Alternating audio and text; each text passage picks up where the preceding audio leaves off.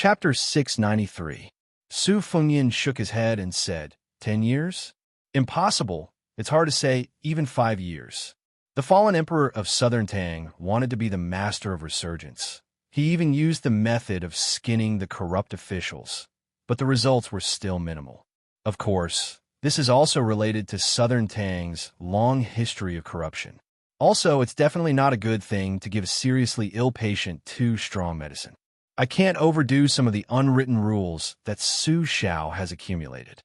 Of course, your method is useful, but halfway through his speech, Su Fengyan stopped talking.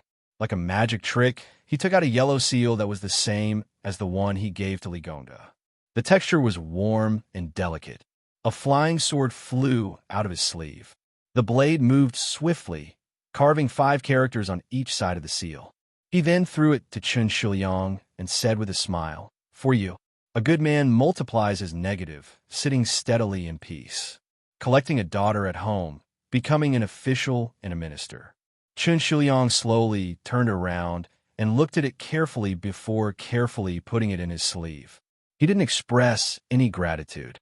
Su Fengyan asked, "I heard that you've recently been searching for the history of the upheaval of all the noble families in the late spring and autumn period?" Chun Shiliang nodded and said, "Using history as a mirror, one can know the rise and fall. Your Highness also knows that I was born a poor scholar and was shy of money, so I developed the bad habit of treating books as my life. I'm also very curious about how these deep-rooted noble families were described in the history books with tens, hundreds, and thousands of words to describe their extreme nobility and extreme decline." Su Fengyan smiled and said, "Reading more is always a good thing." Chun Shiliang smiled playfully. Su Fengyan stared and said, "I've read a lot of books. Aren't banned books? Chun Shiliang didn't expose him and asked, "Where are we going next?" Su Fengyan smiled and said, "We're going to Lingzhou's Dragon Eye County to see some old friends. Last time, we didn't get along very well. However, it was not necessary for them to meet. The main thing was that Dragon Eye County was still the place where old General Zhong Hongwu had retired to. Let's see if I can add fuel to the fire." Besides, Su Beiji was serving as a military advisor in the county capital, so he decided to pay him a visit. "All right, it will take quite a while to get to Dragon Eye County. If you're bored, I'll take out some silver and go to the city to invite a few courtesans to relieve your boredom. It's up to you whether you want to eat or not." Chun Shiliang shook his head and said, "I won't accept a reward if it's not deserved. If I succeed in the salt and iron business, even if your Highness gives me 10 courtesans, I will accept it with a clear conscience." Su Fengyan smiled and said, "Hurry up and return the Huangtian stone seal to me. My heart is aching for it." Chun Shiliang coughed, lifted the curtain, and said to Bluebird, "Let's go to Dragon Eye County." Dragon Eye County was famous for producing ink stones that were like the eyes of a dragon. The quality of the stone was gentle like jade, tender, but not smooth. If one knocked on it, there would be the sound of metal and stone. If one caressed it, it would be like the skin of an infant. It was regarded as an immortal product by the famous calligraphers of the past generations. It was said that old General Zhong's only son had a collection of 108 inkstones. The inkstone had 108 eyes like the eyes of a dragon. The most legendary thing was that this ancient inkstone had been passed around in the 6 dynasties and several countries by 8 famous dragon painters. Therefore, it was also known as the inkstone that painted the eyes of a dragon. In his later years, Zhong Hongwu had a son named Zhong Qingxin. Before he reached the age of 30, he had already established a great undertaking and held a high position. As soon as this old General Zhong retired, Zhong Qingxin would immediately be promoted to Dragon Eye County Chief. This famous son of a general's family had an even bigger family. Not only did he have 3 wives and 4 concubines, he also had no less than 20 mistresses in his golden house. He also had a hobby of eating the grass near his nest. He had hooked up with many wives and concubines of Dragon Eye County's high-ranking officials and dignitaries. Of course, Zhong Qingxin himself also often held banquets to reward guests. Every time he met someone, he would send out servant girls and beautiful maids that he had carefully trained. In Dragon Eye County, Other than all kinds of romantic affairs, there were also gangs and sects in great numbers. For the most part, the officials at the top played around with their love affairs, while the people at the bottom of the Jianghu killed them. The well water did not interfere with the river water. Moreover, in recent years, the trend was that if the sects wanted to expand, they would have to compete to see who could get closer to the government. One by one, the well water flowed into the river water. There were very few people who persisted in establishing their own sect and did not observe the situation. Su Fengnian's carriage entered the county's Baiba city.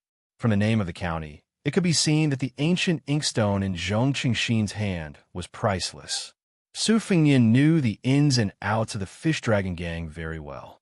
Although the Fish Dragon Gang had completed the big business in Beimang, worth tens of thousands of taels of silver, the Fish Dragon Gang did not get much money. The several thousand taels of silver that Zhou Zuru, the young master of Maguan, paid as compensation were also given to the families of the gang members who died in a foreign land. To make matters worse, the deputy leader Xiao Chong and the chief guest Gong Sunyang were both dead. This was a loss that could not be measured with money. The Fish Dragon Gang originally wanted to rely on this business to turn their fortunes around. However, they did not expect that the disciples of the military families in Lingzhou City would turn their backs on them after the business was completed. They even ignored the Fish Dragon Gang's subsequent visits.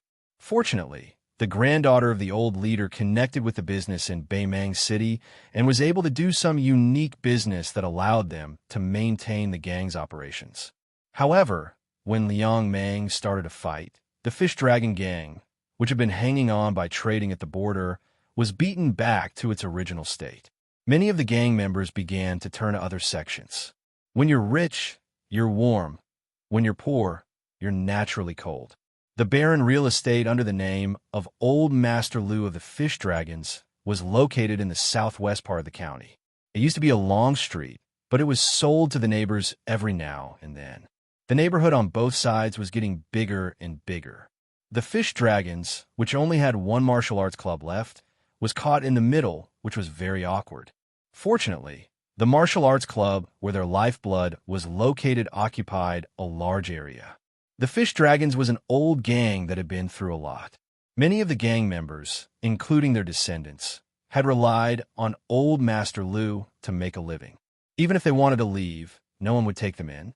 The Fish Dragons were weak, but on the surface, they were still okay. At most, there were only 200 people left.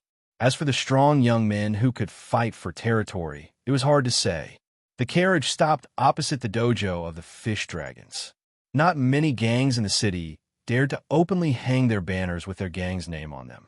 There were only 1 or 2 gangs in the entire Lingzhou, and they all had powerful backgrounds. Dragon Eye County originally had a rival of the Fish Dragons, the Honghu sect.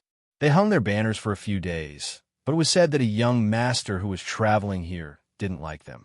That young master was very rough and was the grandson of the great general Yan Wenwan. He threw their banners into the latrine on the same day. The Honghu sect didn't even dare to raise their banners again. Before that young master left, he said that he beat them because he knew that their master was the brother-in-law of that Zhong Qingxin. After that, Zhong Qingxin's brother-in-law went to complain but returned without success. It became the topic of conversation for the people of Dragon Eye County. Su Fengnian hung up the curtain and quietly looked at the main gate of the Fish Dragons. The faint sound of the disciples practicing martial arts could be heard from the other side of the wall. Chun Shiliang asked doubtfully, "Is this the place?" Su Fengnian nodded and said with a smile, "Speaking of which, I also took in an unknown disciple in this gang. He's very stupid." Chun Shiliang asked, "Don't you want to go in and take a look?" Su Fengnian put down the curtain and shook his head. "Forget it. I was wearing a mask at that time, so he wouldn't recognize me even if he saw me. Let's go, Bluebird." The carriage slowly drove out of the street. Just as it turned the corner, a large group of strong men rushed into the street with great momentum. They were just short of hanging a sign on their bodies saying that they were gathering for a brawl. Su Fengnian opened the side curtain and frowned. He saw the people of the neighborhood pointing and said slowly, "Liangxi, go and ask around." Chun Liangxi got off the carriage and soon returned to the carriage. He said with a smile, It's the same old story. There's a girl called Lunarong in the Fish Dragon Gang. She caught the eye of a military officer under the command of E, who was in charge of the Dragon Eye County. He wanted to take her as his concubine. It seems that the Fish Dragon Gang didn't know what was good for them and rejected him. Perhaps they forgot to give the rank 7 military officer a way out. Your Highness, there's something I've wanted to say for a long time. Bailiang's military titles are really unreasonable. Officers and military officers are too worthless. They should be changed and simplified. In this aspect, Beimang is much better. Su Fengyan nodded. Just as he was about to put down the curtain and let the Fish Dragon's gang pass the tribulation, he caught a glimpse of a group of more than 30 armored soldiers in the distance. Xianxia glanced at them and sneered. Hey, this military officer of Dragon Eye County has some tricks up his sleeve. It seems that he wants to punish both sides fairly and selflessly. However, I think that those who went to cause trouble can definitely bear the punishment, but the Fish Dragon's gang can't. It's really a waste of talent to be a rank 7 military officer. It seems that if we really want to rectify these Jianghu sects in Bailiang, we'll have to cut off many people's source of income. Su Fengyan lowered his head and put on a root-shaped mask. He said indifferently, Then let's go and watch the show. The street that originally had shops and hawkers was now empty. Most of the 100 or so men had broken into the Fish Dragon's gang, leaving 7 or 8 relatively thin and weak fish outside to keep watch. Among them, a crooked and skinny monkey with sharp eyes saw Bluebird. He called his friends and ran all the way here while drooling. It was nothing more than the usual 3 axes used by the scoundrels and ruffians. One couldn't expect these guys who didn't know many words to have any new ideas. When they saw that the delicate and pretty woman in green robes and embroidered shoes remained unmoved, they did not dare to immediately take action. She was someone who would foolishly drive her into trouble, and she might not be someone they could afford to offend. She might be a pawn who ran the docks, and her worldview might not be great, but that did not mean that she did not have her own survival knowledge and climbing skills. Even though the thin monkey did not attack, he still had the guts to use his mouth. His mouth was full of obscenities, and his gaze was obscene. His brothers beside him cheered for him. Then they saw a young man with white hair walk out of the carriage with a smile. They subconsciously took a few steps back. Su Fengyan jumped off the carriage lightly and took the horsewhip from Bluebird. He twisted it in his hand and asked pleasantly, "Brothers, are you from the Great Tiger Sect?" The skinny monkey-like man swallowed a mouthful of saliva and asked in a threatening manner, "Which path are you on?" Su Fengyan pointed at the Fish Dragon's gang with the horsewhip. "You can say that I'm from this sect." Chapter 694. Hearing this, the skinny monkey-like man was relieved. He grinned and turned around, shouting, "Come here, there's a fish that escaped from the Fish Dragons." He was obviously very proud of being able to mention the fish that escaped from the Fish Dragons. He knew how to be a scholar. The other 4 men rushed over in a hubbub. There were 8 of them, and they all looked ferocious. The so-called Jianghu at the bottom relied on having more people, more hands, and more sticks. Unfortunately, this time, the higher-ups had clearly said that they were not allowed to use their weapons. This made the 8 men somewhat unhappy. Before they could make a move, howls and screams came from inside the wall. Then, soldiers with spears who had been waiting for a long time rushed in. The 8 men subconsciously turned their heads to look. Just as they were about to look away, they fell to the ground. Su Fengyan brought Bluebird, who had not fought much, to the martial arts center. Xianxia followed behind them. Just as they went up the stairs, they heard a captain say gloomily, "More than 100 people gathered to fight. The main culprit will be banished to the army. Using weapons to injure people is an additional crime. The whole gang will be sent to the border." Lu Su, Lunarong of the Fish Dragons, kneeled down. On the sand-covered training field, Lunarong, who had angrily attacked with her sword, was livid. In fact, only one of the leaders of the Great Tiger Sect fell to her sword. The rest of the people took out their own daggers and cut their arms or legs. Then, they threw the daggers far away and lay on the ground, pretending to be heartbroken. This was a trap that had been planned for a long time. When the leader of the Great Tiger sect went to take down the plaque of the fish dragons and stomped it, Lunarong was not unaware of it.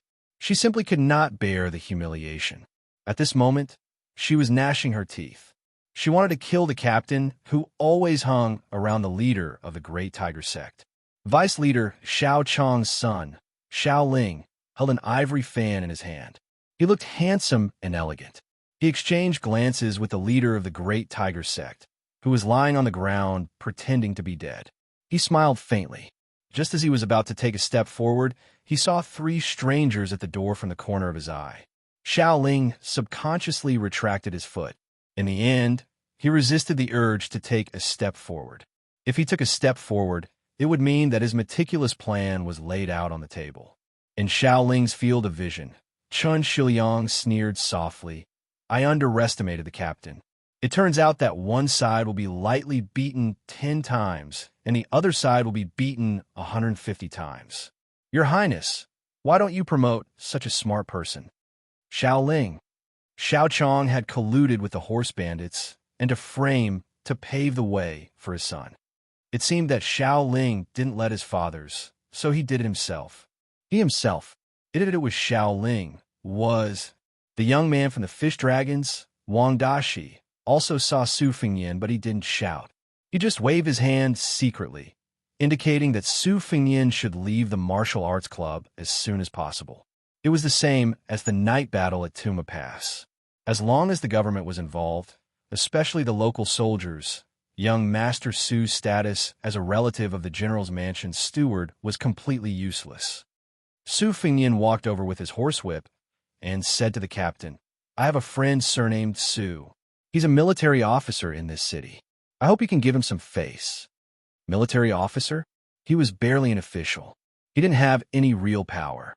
However, the person standing behind the junior captain was a field officer under Yi's command, whose rank was much higher than his. Besides, Great General Mansion was indirectly connected to Great Tiger Sect. You're just a little military officer. Who do you think you are?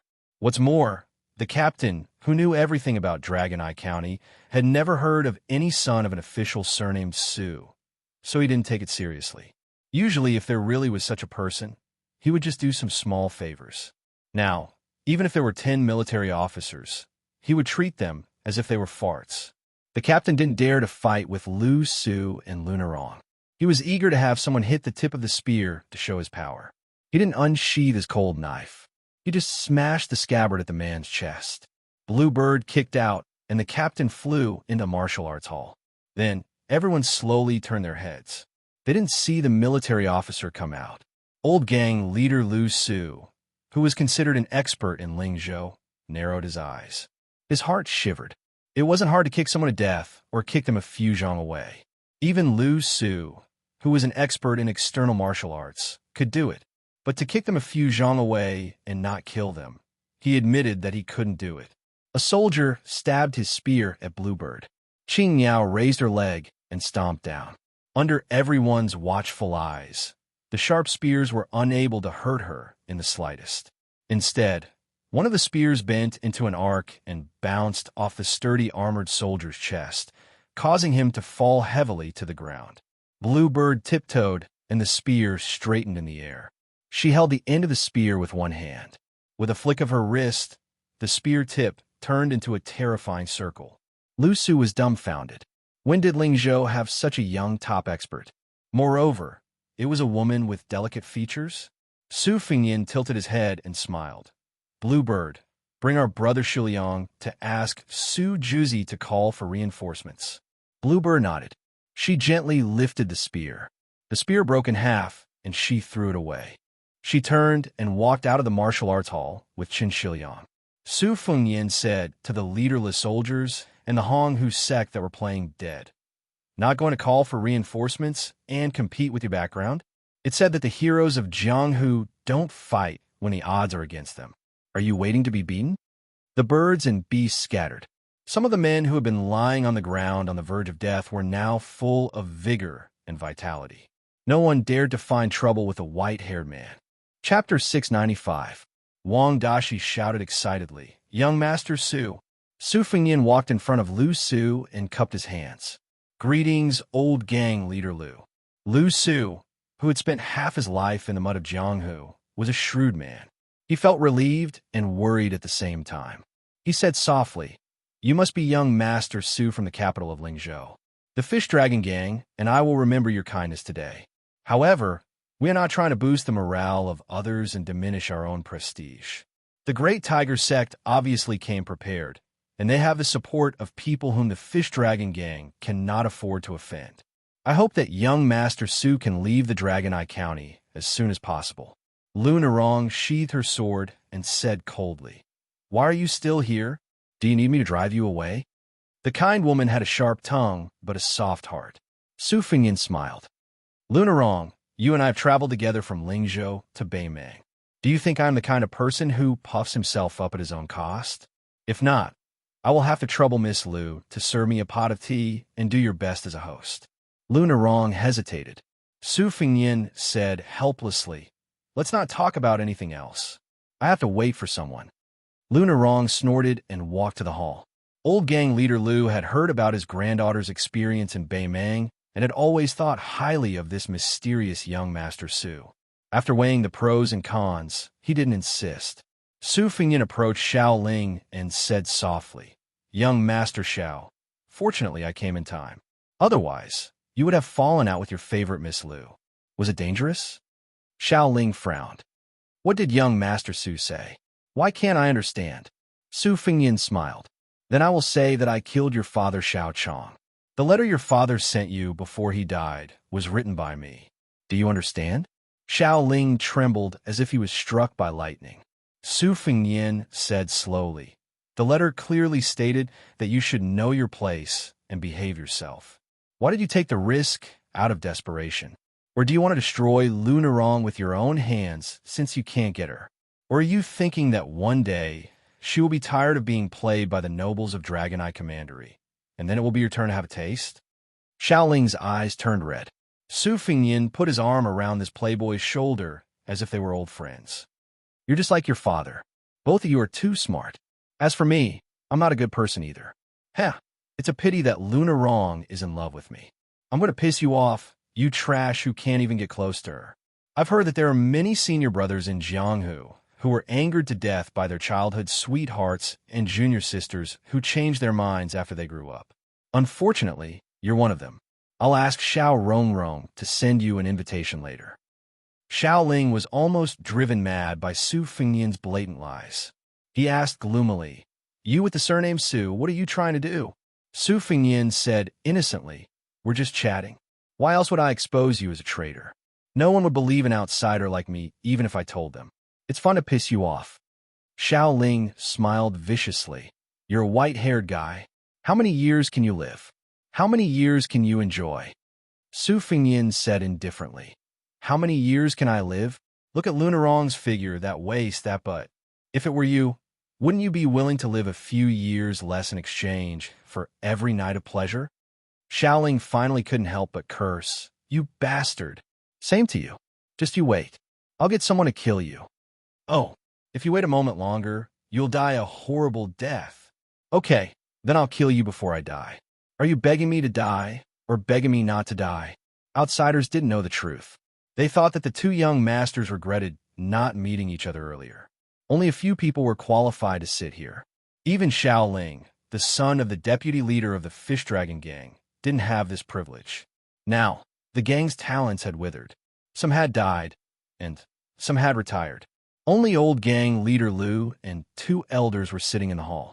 Su Fengyan ignored Xiao Ling and left quietly. Lu Narong poured tea for Su Fengyan herself. When she bent down to pour tea for Su Fengyan, she asked fiercely, "Is it fun?" Su Fengyan took the teacup and said calmly, "I just happened to pass by. Let me give you a piece of advice. Don't overestimate your beauty." The young man, Wang Dashi, stood behind Su Fengyan and laughed foolishly. In the eyes of this young man, whose Jianghu experience was limited to the trip to Beimang, young Master Su was undoubtedly one of the top masters in Jianghu. Young Master Su was outstanding in martial arts, chivalrous, and had taught him a set of peerless martial arts. Of course, it was only because he was stupid that he couldn't grasp the essence of it. Lunarong, who had a pair of beautiful legs, turned and left with a frosty face. She stood behind Lunarong. Su Fengnian took a sip of tea and raised his head to ask, why didn't the fish dragon gang hang the flag? Old gang leader Lu and the two elders smiled bitterly. It turned out that he was just a fledgling in Jianghu. They guessed that he only dared to swagger in Jianghu because of his good family background and an expert retainer. Old gang leader Lu sighed in his heart. If he had known this would happen, he wouldn't have let this young Master Su get involved in this mess, even if he had to throw away his dignity. Old gang leader Lu immediately felt somewhat puzzled. That trip to the Northern Mang had been so bumpy and thrilling. According to Ni Rong's granddaughter's narration, this young Master Su had appeared to be very experienced and ruthless. He had dealt with many matters almost harshly and mercilessly. Did his granddaughter misjudge him? Chapter 696. Using the tiger's skin as a banner could only scare people. In the hall, old gang leader Lu and the other elders were not in the mood to drink tea. When they saw the young man, who should be the Dragon Eye County soldier Chao, walk into the fish dragon gang, their hearts immediately turned cold. This Gongzi's appearance and bearing were not bad, but how many scholars like him were there in the Dragon Eye County? Not to mention the distant ones. Just Xiao Ling in the gang. Just by looking at his appearance, he could be the son of an aristocratic family in the county governor's mansion. Bailiang was a classic example of a military general being arrogant and lowering his head to a civil official. If he really offended a military officer with real power, what was the use? Furthermore, this Gongzi was clearly pulled over in a hurry. He was alone and was probably doing some simple work like writing in the yamen. There were still ink stains on his hands that he did not have time to wash off.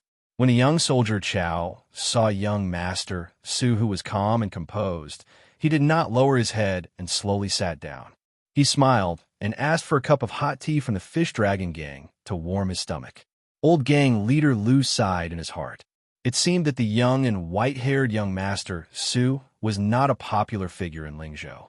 Otherwise, a small official of the Dragon Eye County would not be so negligent. Su Beiji and Su Fengnian sat to the side. He blew on the tea and frowned. Can't you let me have some peace and quiet? This time, he took the initiative to come to Lingzhou's Dragon Eye County to be an official. There were very few people who knew about this. Not to mention the Lingzhou magistrate. Even the administrator Li Gongda did not get any information. He only took the Shangwan family's ribbon seal, wrapped himself in his official robe, and single-handedly went straight to Longyin County. Longyin County's military yamen also did not raise any waves, mistakenly thinking that he was some unattainable general's descendant. There were also a few local tyrants who made several attempts to probe him, but they were all casually dismissed by Su Beiji, and then he was immediately sidelined. What he got was some labor work without meat or fish, without oil and water. When everybody saw Su Beiji enjoying himself, they treated him even less seriously. In addition, there were 1,000 elite cavalry secretly transferred into Longyin County without any warning sign, so that many powers were on tenterhooks. Who would still have the mind to get to the bottom of the matter with a soldier? Chao Xiangjuan? The cavalry's commanding general was surnamed Wang, and his given name was Wang Ji. The deputy general was called Hong Shuwen. Both of their official positions were one rank higher than ordinary field officers. They could be considered important figures in the Bailiang army who were not well known, but who suddenly held the commander's seal. This elite cavalry had never interfered with the local military and politics. The entire Longyin County was guessing back and forth. They only thought that the king of Bailiang attached great importance to great general Zhong Hongwu, who had taken off his armor and returned to his field. This was to show that the great general's favor had not diminished. Su Fengnian chuckled in a low voice. Keep your complaints to yourself for now. Has Shi Liang told you about the general situation? Su Beiji said calmly. What's so strange about the collusion between the local powers? But you're also heartless. Are you trying to use me as bait to lure out the Zhong family? But aren't you worried about alerting the enemy? If you really provoke Zhong Hongwu, let's see how you're going to deal with it. Old gang leader Lu only saw the two young people whispering to each other. Looking at their calm demeanor in the face of danger, One could say that a newborn calf was not afraid of a tiger, or that an inexperienced and ignorant person was fearless. Old gang leader Lu sighed with emotion at his own extraordinary age. The Fish Dragon Gang's foundation today was not built by talking and laughing with his old brothers in desperate situations countless times. Old gang leader Lu subconsciously turned his head to look at his granddaughter. Was he really going to put this burden on her shoulders? Wouldn't that cause her to give up the happiness of a woman's husband and children? Old gang leader Lu was not a pedantic elder who favored boys over girls.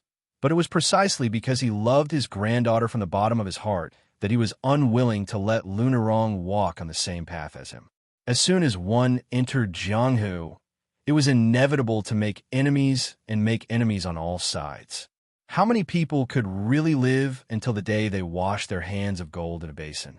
The teacup on the table began to tremble, and the tea swayed slightly. Old gang leader Lu and several old men who had been fighting for a long time became serious. The junior captain who had been kicked into the hall by the woman in green had been carried to the backyard for treatment. It was difficult to invite the devil in, but it was even more difficult to send him away. It seemed that today's disaster was inevitable.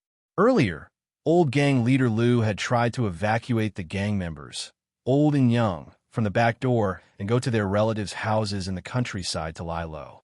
But as soon as they went out, they saw a group of strong men from the Flood Tigers sect blocking the entrance to the street. They were determined to catch all of them in one fell swoop and uproot the Fish Dragon Gang from Dragon Eye County. Old gang leader Lu was a veteran of Jianghu, so he always paid particular attention to not implicating the family members and would never cross the bottom line. This kind of unwritten Jianghu rule was more important than a national law to the old men. But nowadays, the new gangs and sects were more ruthless than the previous one. They completely eliminated the root of the problem. In the past 5 years, there had been 5 or 6 massacres in Dragon Eye County. After the massacres, the government would investigate and send a few boxes of silver to the sons or concubines of the officials to close the case with a personal grudge. No matter how many dozens of murders you had committed, you only needed 1 or 2 scapegoats to pay with their lives. And those scapegoats whose families had received a large amount of compensation were regarded as heroes in Jianghu. Even before they were beheaded, they were still heroic and heroic, shouting that they were still a hero even after 18 years. This could arouse the passion of countless young Jianghu people around the execution ground. This made old gang leader Lu, who had scrupulously followed the rules for most of his life, feel strange and somewhat disheartened. More than 10 strong riders directly rode into the Fish Dragon Gang's dojo, followed by more than 100 elite soldiers in bright armor with swords. Chapter 697. Tang Zi, the lieutenant under Yi's command, sat high on his horse and looked down. He probably felt that he was qualified to look down on the world in this tiny Dragon Eye prefecture. With a sneer, he directly skipped over Lu Su and the other old guys and paused on the woman in green and the white-haired man for a while before looking straight at Lunarong, who was standing gracefully at the door. His cold eyes hid the passion of a man looking at a beautiful woman. Tang Zi was not a repulsive person. He was tall and sturdy and was the second generation of a general family in northern Liang. He had gone to the border of Yuzhou and obtained military exploits that outsiders did not know were real or fake. After returning to Dragon Eye Prefecture, he started from the second lieutenant and gradually became the lieutenant under Yi's command, who controlled 300 armored soldiers. Such a successful and famous general wanted to take a woman from Jianghu as his concubine. The Fish Dragon Gang should be happy, but they repeatedly refused. Did they really think that Tang Zi was a clay bodhisattva who did not have any anger? If you follow me, even if your Fish Dragon Gang doesn't become the #1 gang in Lingzhou, at the very least, you will be able to dominate Dragon Eye County right under the nose of General Zhong. With my Yi family's officers and the Tang family's support for your father-in-law Lu Su, who dares to be disrespectful to you?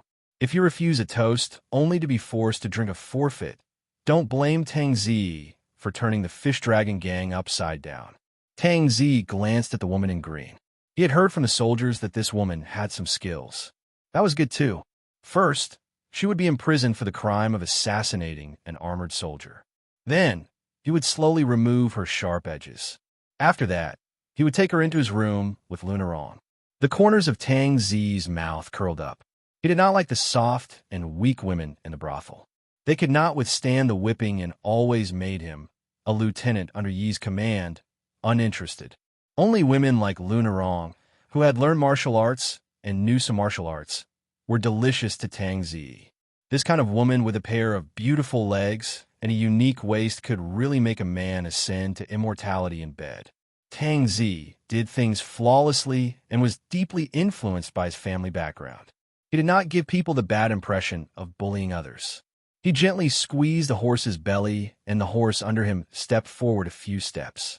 Tang Zi said in a clear voice, "This general acts according to the law. Who dares to stop me? I've heard that Lieutenant Xiao is here. Come out and meet me." Chen Shiliang chuckled beside Su Fengyan. "Nice table manners." Su Fengyan sighed. "Now that's tricky." Su Beiji slowly stepped over the threshold and walked to the top of the stairs. "This one is Su Beiji. I was appointed as Longyan County Sergeant Chao 10 years ago." Tang Zi said sternly, "Since you are an official of Belyong, you should know that the Fish Dragon Gang and the Red Tiger sect gathered together to fight. Lunarong and the others injured people with weapons. How should they be punished according to the law? This general is responsible for the safety and security of the people, especially the Jianghu bandits who use force to suppress the law. The government has written a notice stating that anyone who sees them will be beheaded. The soldiers will be punished according to the law and arrested. Why did someone hurt my subordinates?" Su Beiji said calmly, "The lieutenant has handled the matter of the Fish Dragon Gang appropriately. However, my friend is a good citizen. After entering the martial arts club, the lieutenant attacked him without any reason. According to Belyong's military law, his military status will be revoked and he will be beheaded immediately. The punishment for this crime is 3 levels. The lieutenant under Yi's command happens to be on this list, so he should also resign." Tang Zi smiled. "Do you have any witnesses?" Su Beiji smiled. "The Fish Dragon Gang has more than 100 people who can testify. However, since they are suspected of rioting, they are not qualified." Su Fengyan raised his horsewhip. "This one is a good citizen with a clean background. I can testify." Tang Zi sneered. "But someone can testify that you are one of the Fish Dragon Gang's bandits." Su Fengyan remembered the ruffians of the Red Tiger sect who were knocked unconscious by Bluebird outside the door. He frowned. "Those people are from the Red Tiger sect. What qualifications do they have?" Tang Zi said indifferently, "They have never entered the martial arts club of the Fish Dragon Gang, nor have they participated in any fights." Lunarong walked to Su Fengyan, who was about to say something. "That's enough. You and I are not friends. I probably won't be able to repay you for what you did today. I only hope that if you have any connections, you can protect Wang Dashi and the others for me. Lunarong will be very grateful." Su Fengyan touched on her sore spot. "Don't tell me you're really going to be this captain's bed-warming plaything?" Lunarong gritted her teeth. "Believe it or not, I will stab you to death before I kill him." Su Fengyan tightened his grip on the horsewhip and looked a little absent-minded. Su Beiji smiled and said, "Lieutenant Tang, in this case, no one in the gate of the Fish Dragon Gang is qualified." Tang Zi was confident and didn't mind playing cat and mouse slowly. "Oh, I'm all ears." Su Beiji said calmly, "I have evidence that Lieutenant Tang was involved in the massacre. During the massacre, 9 of your soldiers took off their armor and killed 17 people with swords. It's just that I didn't have time to present the evidence to the county governor." Tang Zi laughed and slowly drew out his sword. "Do you think you still have a chance?" Su Beiji asked back. "You want to silence me? Do you know what the punishment is for killing a Lieutenant Xiao for no reason?" Tang Zi drew out his Belyong sword from his waist. "I won't break the law unknowingly. It's just that Lieutenant Xiao died in a fight with the bandits. I may even personally send him some compensation. Your people should be grateful to me for killing the Fish Dragon Gang." Su Beiji shouted angrily, "How dare you?" Su Fengyan reminded her in a low voice, "Ju Zi, your acting skills are really bad. Now you should be so angry that your lips are blue and your legs are weak, especially if there's some trembling in your voice. Su Beiji looked at the lieutenant and said softly, "If you can do it, why don't you do it? By the way, do you really have evidence?" "No, I do know the truth, but I don't have evidence. Your acting skills are average, but you're good at digging holes. Don't delay my fishing." Lunarong, who was standing at the side and listening to every word, didn't understand what was wrong with this world. Chapter 698. Tang Zi raised his cold knife, and the soldiers behind him advanced with their spears. Tang Zi looked at the motley crew with a sinister smile. There was nothing in Dragon Eye County that he did not dare to do, especially after he racked his brains to obtain the 108 Dragon painted inkstone for Xianxia. It was equivalent to having a gold medal to avoid death. This life-saving talisman given by the Zhong family was much more effective than the talisman drawn by the Wudong.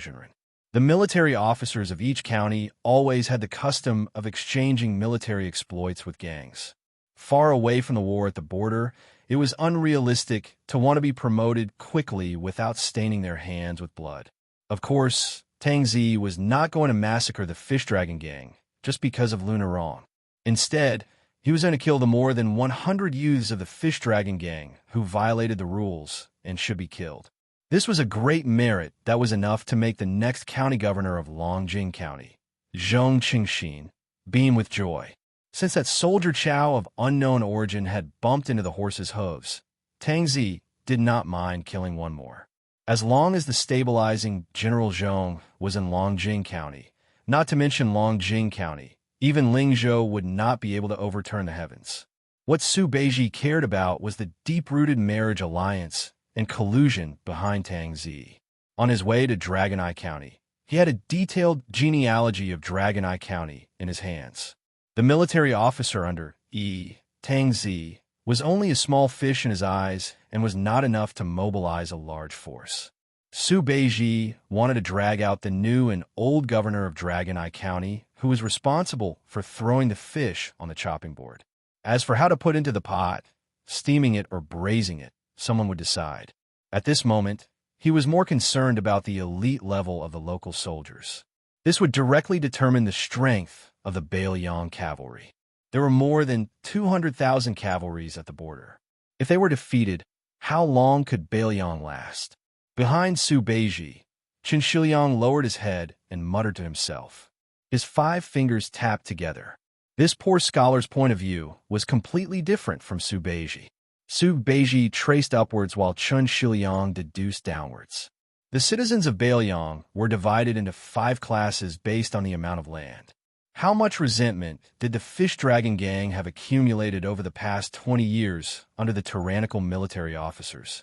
Everyone knew that Bailiang was supported by the butcher Su Shao alone.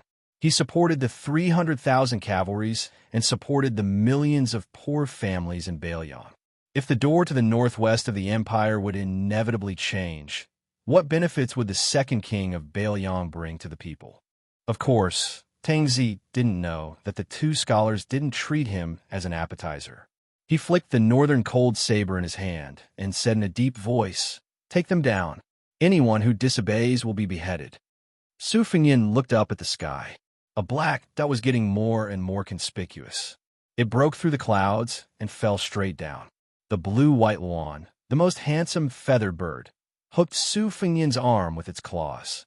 It flapped its snow-white wings and looked at everyone with cold eyes. Although Su Fengyin's realm had deteriorated greatly, it was not to the extent that he could not stop a bird with his arm. He reached out to stroke the head of the blue-white swan, which was nicknamed Little White. Little White lowered its head and pecked at the horsewhip in its master's hand. It was not difficult for a well-off young master to raise a falcon. However, the difference between a horse's quality and a falcon's quality was like the difference between heaven and earth. Tang Zi was born into a proper landowning household and was also the descendant of a general. His eyesight was not bad. He immediately became suspicious. However, he immediately pulled back the arrow he had shot. Just as he was thinking about whether to spare the life of Lieutenant Chow, the entire street behind him seemed to be on the verge of exploding.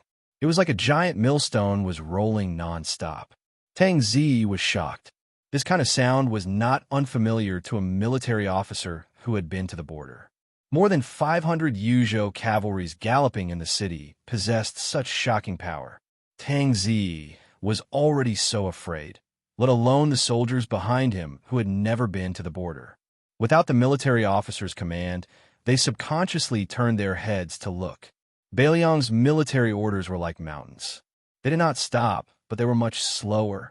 Wang Ji, who was unknown in Bailiang's military, strode into the Fish Dragon Gang's martial arts club. This valiant general who had led 3,000 cavalries to intercept Han Diaoxi outside the Sword Pavilion did not receive the meteoric rise he had expected after making a great contribution. Instead, he was able to have a talk with the Supreme General. His elite soldiers were reduced to only 1,000 men. He did not have the title of a real general, but he was as happy as a child. Moreover, after he had personally fought against Han Diaoxi, who was the 10th most powerful person in the world, his aura had transformed and become more stable. He was less rough and more mellow. Perhaps he was not far off from the Supreme General Zhong Hongwu. As soon as he entered the martial arts club, except for Su Fengyin and the others who had the flying feather on their arms, the others immediately lost their arrogance. Even Tang Zi quickly sheathed his saber and jumped off his horse. He clasped his fists and said respectfully, "General Tang Zi greets General Wang." Wang Ji only glanced at Su Beiji intentionally or unintentionally. After their eyes met, he quietly looked away. As his gaze wandered, old gang leader Liu and the others who had been in Jianghu for most of their lives felt a little scared. This general was definitely not someone Tang Zi could compare to. The forces of Bailiang's Jianghu had always been weak and scattered. This was not because Bailiang's boorish men were not brave enough or not united enough. It was just that Bailiang's army was too fierce and good at fighting. Wang Ji did not recognize the white-haired Su Fengyin, who was wearing a mask and holding a whip in his hand, nor did he recognize the humble scholar Chen Shiliang. He only recognized Su Beiji because, according to Ren Tu, even if Wang Ji and his deputy general Hong Shuwen, as well as 1,000 riders, all died, this scholar was not allowed to die. Before leaving Liangzhou, Ren Tu had promised that within 3 years, there would be one of the 4 deputy commanders of Bailiang's cavalry, Wang Ji. It was easy to imagine how important this soldier named Su Beiji was to the entire Bailiang. If he did not know Su Beiji's shocking true identity, Wang Ji would have thought that this kid was the general's illegitimate son. "You mother-f***er, you dare to kill Su Beiji, who is related to my future?" Even if the has-been Zhong Hongwu personally drew his saber, I, Wang Ji, would dare to kill you. After Hong Shuwen left the Phoenix Battalion, he could be said to have reached the sky in a single bound. In the Battle of Iron Gate Pass, he killed 6 people of the palace guards and 1 golden saber imperial bodyguard with 2 sabers. Although 2 of the heads were obtained by picking up scraps, it had always been a skill to survive in a hurried battle. Hong Shuwen's splendid battle record had almost overshadowed Lieutenant Yuan Meng's style. He could be said to be the most outstanding fierce man below the top masters. Other than Hong Shuwen, there were more than 40 other light cavalry soldiers from the Phoenix Battalion who had infiltrated the other armies. They had all crossed the first threshold to become lieutenants. These people were like Hong Shuwen at the moment. They were promoted extremely quickly, but their reputations were still relatively unknown. The fact that they had once been White Horse righteous followers was also quietly covered up. Hong Shuwen followed behind General Wang Ji with 2 sabers hanging from his waist. As usual, he looked drowsy and dispirited, like a tiger taking a nap. Wang Ji did not hesitate. He laughed coldly and said, "Remove your sabers." Being forced to remove one saber in the Bailiang army was undoubtedly a great humiliation. It was equivalent to the civil officials of the imperial court being forced to remove their official status. Tang Zi's expression was ugly. He slowly removed his saber. Although he was very afraid of this foreign general whose background was a mystery, he still removed his saber. At the same time, he gritted his teeth and asked, "May I be so bold as to ask, General, why do you want me to remove my saber?" Chapter 699.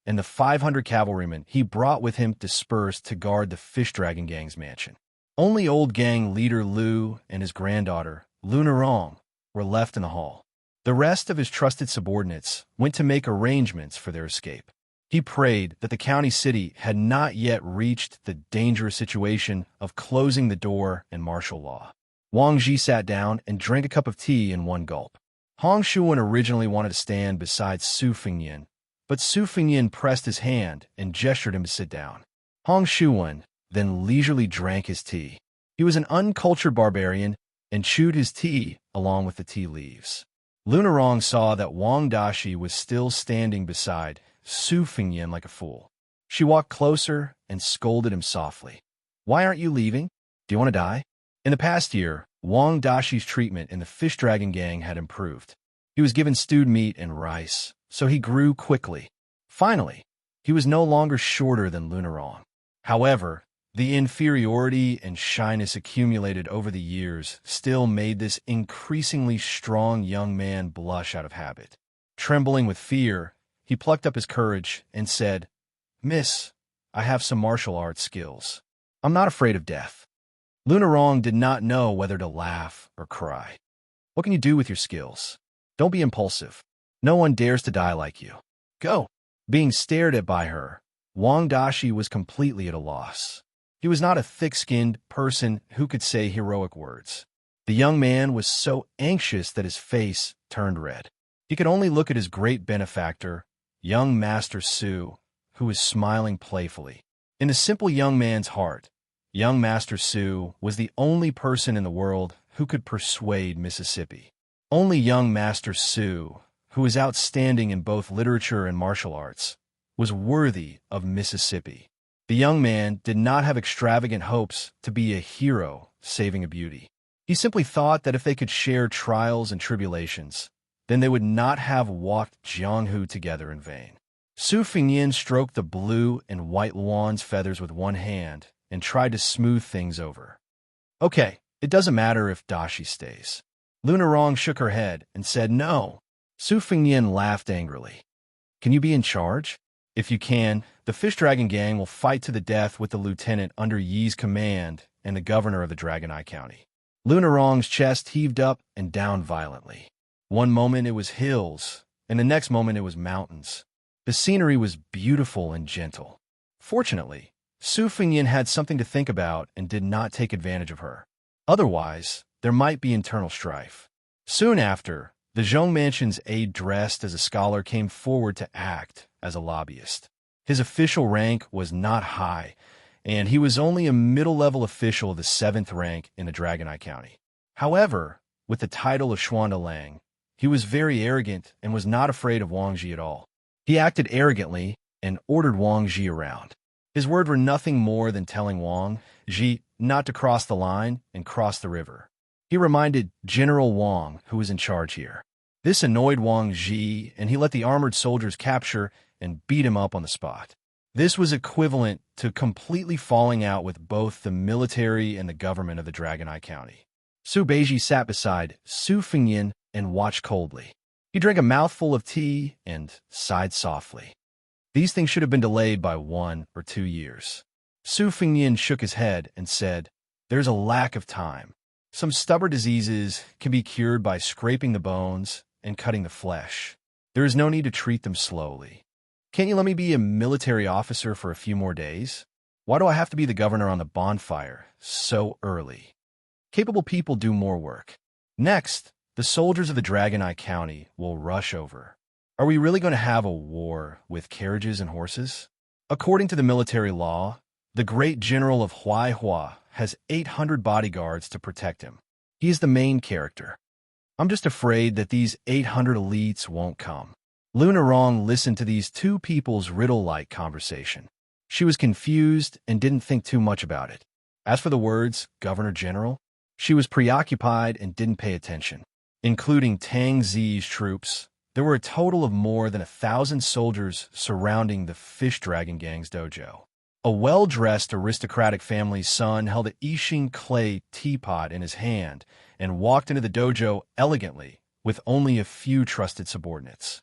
If it wasn't for his frivolous footsteps, he really would be able to make ordinary scholars clap their hands and applaud him. Without waiting for him to speak about sage principles, he was captured and tied up.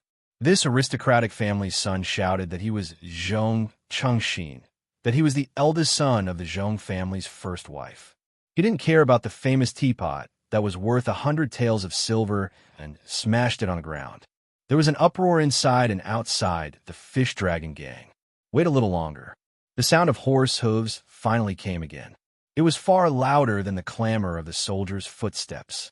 An old and sturdy general with a head full of white hair charged into the hall with a spear in one hand. He shouted angrily, "Which family son of a bitch dares to behave atrociously in my territory?" Su Fengyin put down the horsewhip and waved away the green and white lawn. He slowly stood up and smiled. He put his fingers near his temples and tore off the skin on his face bit by bit. "My surname is Su, the same as Su Xiao. My name is Fengyin." Chapter 700. The Fish Dragon Gang was on the decline these years, and it was difficult for them to continue. The younger generation of the Honghu sect and Lu Jian sect opened up a path of wealth and became more prosperous day by day. Everyone in the Fish Dragon Gang said that there was a problem with the feng shui. Old gang leader Lu had no choice but to find a few experts in Dragon Eye County who were good at feng shui to investigate. He spent a lot of money and did many remedial measures according to the experts, but there was still no improvement. Over time, there was a private rumor that the yin and yang clashed. The spearhead was directed at Lunarong, who was unwilling to get married. At that moment, the Fish Dragon Gang was almost exterminated. How could Lunarong's self-reproach be light? Especially after they tied up Dragon Eye City's next parental official Zhong Qingxin. Lunarong knew that this disaster definitely wouldn't end just like that. Old gang leader Lu also didn't have any extravagant hopes of establishing himself in Lingzhou. They did not know the details of General Wang Ji. This general just casually sat on the yellow rosewood armchair that was passed down from the Old West Chu to Bailiang. He suppressed old gang leader Lu and the others to the point that they did not dare to breathe loudly. First, he detained the scholars of the Zhong family, which was shocking. Later, even the young master of the Zhong family was not spared. However, nearly 1,000 soldiers only dared to cower outside. It was not a good feeling to let the Fish Dragon Gang hang by a thread and be half dead. When old gang leader Lu saw the Huaihua, great general Zhong Hongwu, stride over the threshold, the old man's heart immediately died and his hands and feet turned cold. He did not think that after provoking the ruthless General Zhong in Bailiang, who could save the Fish Dragon Gang, if he counted with his fingers, he could count them with one hand. Unfortunately, they were all high and mighty figures. For example, the king of Bailiang, Su Xiao, Chun Jibao, who was conferred the title of king in Shu, the infamous Chu Lushan, and Yin Wenluan, who held the military power of Bailiang together with Zhong Hongwu. Old gang leader Lu had never seen them from afar in his life. With Zhong Hongwu's arrival, the situation was immediately reversed. Even the arrogant Wang Ji was obviously a bit nervous. After all, the old man in front of him was the nominal commander of the hundreds of thousands of cavalry in Bailiang. He was one of the few talented generals in the Bailiang army. He had followed the army for 30 years and had accumulated many outstanding military achievements in the spring and autumn war. Wang Ji put down the teacup and held his breath. He still did not stand up. Zhong Qingxin, one of the few scholars in Bailiang, was wild with joy. He had never suffered such a big loss in his life. He was casually thrown onto the cold floor like a dumpling by an arrogant soldier. He constantly reminded himself that a soldier would rather be killed than humiliate himself. With great difficulty, he managed to hold back his tears and urine. However, Zhong Qingxin, who valued his reputation, could not resist Tang Zi's instigation. In addition, the eldest young master's brother-in-law, who indulged in debauchery, added fuel to the fire. He deliberately said that Wang Ji intended to use the Zhong residents to establish his power. As long as the Zhong residents took a step back and showed weakness, there would be no way back in the future. In the future, Wang Ji, a military ruffian who did not know the immensity of heaven and earth, would swagger over the Zhong family's head and pee. This hit the eldest young master's itchy ribs. He had always considered himself a scholarly general. Since childhood, he had envied Chao Changqing and Qin Jibao's reputation for being proficient in both literature and martial arts. Zhong Qingxin usually cultivated in his residence. In addition to playing the zither, chess, calligraphy, and painting, he also practiced swordsmanship or discussed the art of war with people at banquets. Everyone respected him as the only son of the Huaihua great general and did not dare to refute him. They just flattered him. Zhong Qingxin became more and more remorseful. He once personally carved a cross with the words, "Born 20 years later," regretting not being born in the spring and autumn period. In the eyes of the scholar, this was just a light and funny private complaint. As an aide, he acted cautiously and was also good at acting. Since Zhong Qingxin insisted on having a taste of personally leading an army, he was happy to add fuel to the fire of the Fish Dragon gang. However, he did not expect Wang Ji to be so ruthless and directly capture him.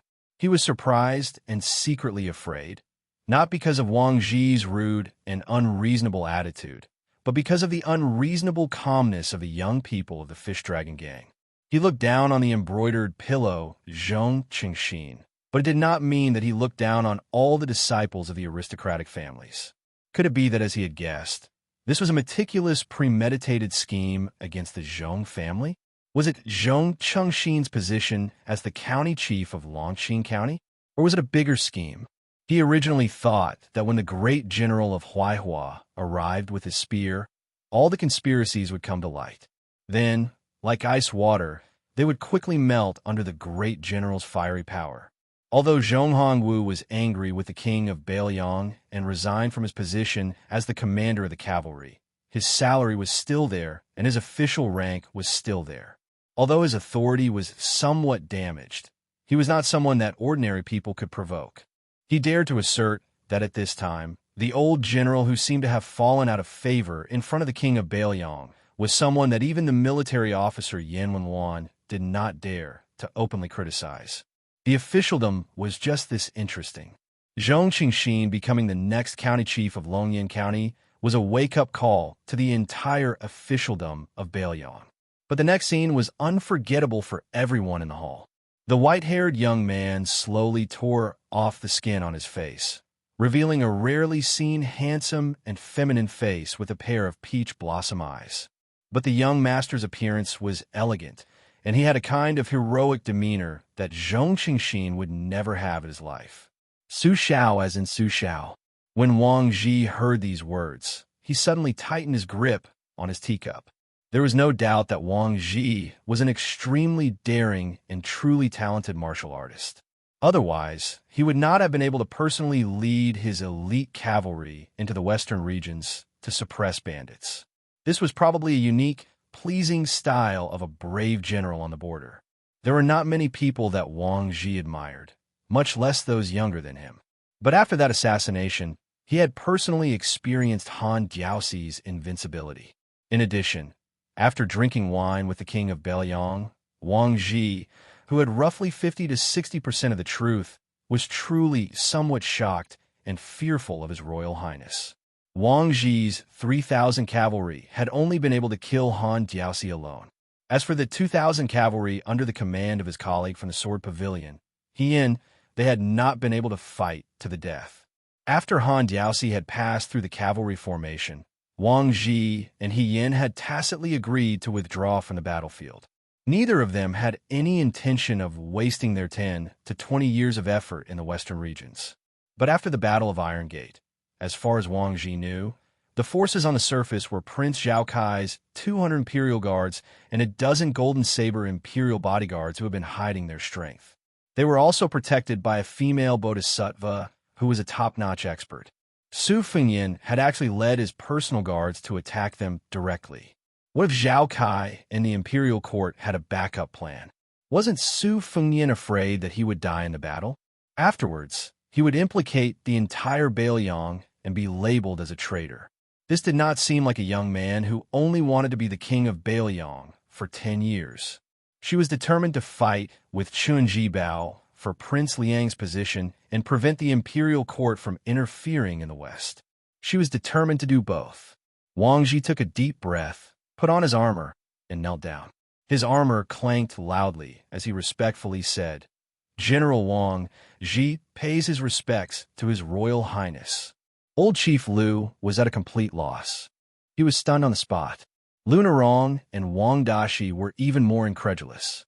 They did not believe that this young Master Su, who had nothing better to do than run to Beimang, was the crown prince of Beiyang. Chapter 701. Zhong Hongwu was indeed worthy of being the Huaihua great general who had followed Rin Tu for half of his life. When he suddenly saw the young heir after so many years, he was only a little surprised and did not have the slightest bit of fear. If he thought highly of or feared this young man, how could Zhong Hongwu scold the heir in front of Su Xiao for selling his official position? The old general smashed the iron spear in his hand into the ground and glanced at Wang Ji with a face full of disdain. Then he looked at Su Fengyan, who was secretly visiting Dragon Eye County, and sneered. "Oh, it's the heir who personally came to Lingzhou. Which girl have you taken a fancy to? I'll say the ugly words first. It's best if the heir spends money on the prostitutes in the brothel. If one is willing to beat and the other is willing to suffer, then it's fine. I'm too lazy to pay attention to them.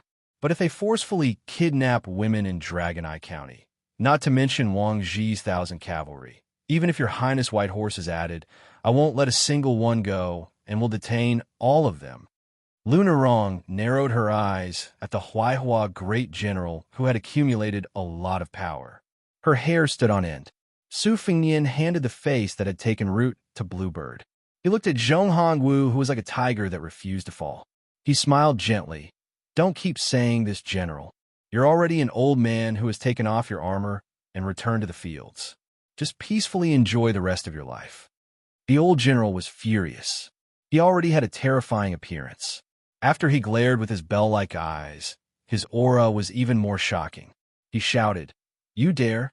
Others treat you as the great general's eldest son, but in my eyes, you're just a good-for-nothing. Look at your absurd actions for the past 10 years. Handing the Beiyang to you is like child's play. You're lucky that you're not my descendant. Otherwise, I would have personally used a rod to break your limbs and not let you go out and do evil." Su Fengyan dismissed it with a smile. The identity of Beiyang's heir was set in stone. Lu Narong and Wang Dashi looked at each other in dismay. Zhong Qingxin was cowardly by nature. When he heard that it was the heir, Su Fengyan, even if Zhong Hongwu was overseeing things, he still quietly swallowed a mouthful of saliva. Although he relied on his identity as the son of the great general of Huaihua to get whatever he wanted in Longyan County, he still had many years of experience in the officialdom. In addition, there were experts in the Zhong residence who gave him pointers, so he was not unfamiliar with the ways of the world. He still understood the principle that the king of hell was easy to see, but the little ghosts were hard to deal with. In fact, Zhong Qingxin was secretly disgusted with his father for going against the king of Beiyang and resigning from his official post, incurring a grudge against the future king of Beiyang. He also did not understand. If Chen Jibao had not taken the initiative to leave Beiyang, this white-clothed war saint would still have a firm grasp of victory. Zhong Qingxin could still agree with his father's attitude. Zhong Qingxin also read many pages of bloody history books. Among them, the change of dynasties was the best time for heads to roll. Zhong Qingxin did not want this kind of precedent to be set on the Zhong family. Taking a step back, his father, the great general of Huaihua, could go back to his hometown and enjoy life for 10 or 20 years. He himself still had more than half of his life to climb in the officialdom. When Su Fengyan became the king of Beiyang, even if he was not implicated, wouldn't he have to obediently die of old age in this mediocre position of the county chief of Longyan County? He, Zhong Qingxin, had always regarded the next administrator as a national treasure in his pocket. In the hall, Lu Narong was the most confused and bewildered. That relative of the steward of the Lingzhou general's residence who was spat on in front of the Fish Dragon Gang's escorts? That descendant of a low-ranking official who did not have any chivalry and chose to stand by during the siege at Tuma Pass? That cold and eccentric person who only talked to Wang Dashi? That slippery young master who called himself uncle and nephew in Luqing and chatted happily? That ruffian who only warmed people's hearts when he bargained with the water seller at Yanhui Pass? That dog-shit Jianghu person who carried a saber but did not use it even once? How could he be the hereditary Shitzi of Beiliang? His surname was Su. But how could he be that Su Fengnian whom she should not have interacted with in this lifetime? The great general of Huaihua took Su Fengnian's smile as a matter of course and flinched. He waved his hand and ordered, "Release them." Su Fengnian glanced at Zhong Qingxin and the Zhong family scribes, then turned back to look at Zhong Hongwu. Why? Zhong Hongwu was so angry that he laughed. "Who do you think you are? Even if the great general is here, I will make you obediently release them." Wang Ji, who had been kneeling on the ground, raised his head and said sternly, "Zhong Hongwu, don't take advantage of your seniority. This general can flatten the little Longyan County with 1,000 cavalry." Zhong Hongwu did not even look at Wang Ji. He only crossed his arms and said arrogantly, "Are you worthy of speaking to me? Brat surnamed Wang, you also paid Su Fengnian to buy your official title, didn't you? Do you dare to take a trip to the Liangmang border? Be careful. Don't be so scared that your legs go soft when you see the Beiliang cavalry charging." Wang Ji was expressionless. He said coldly, "Zhong Hongwu, I respect that you and my father are colleagues. If you humiliate me again, I, Wang Ji, will definitely make you suffer in the future." Zhong Hongwu laughed loudly. "Your father? Surnamed Wang? Let this old man think about it." Zhong Hongwu restrained his smile and paused for a moment.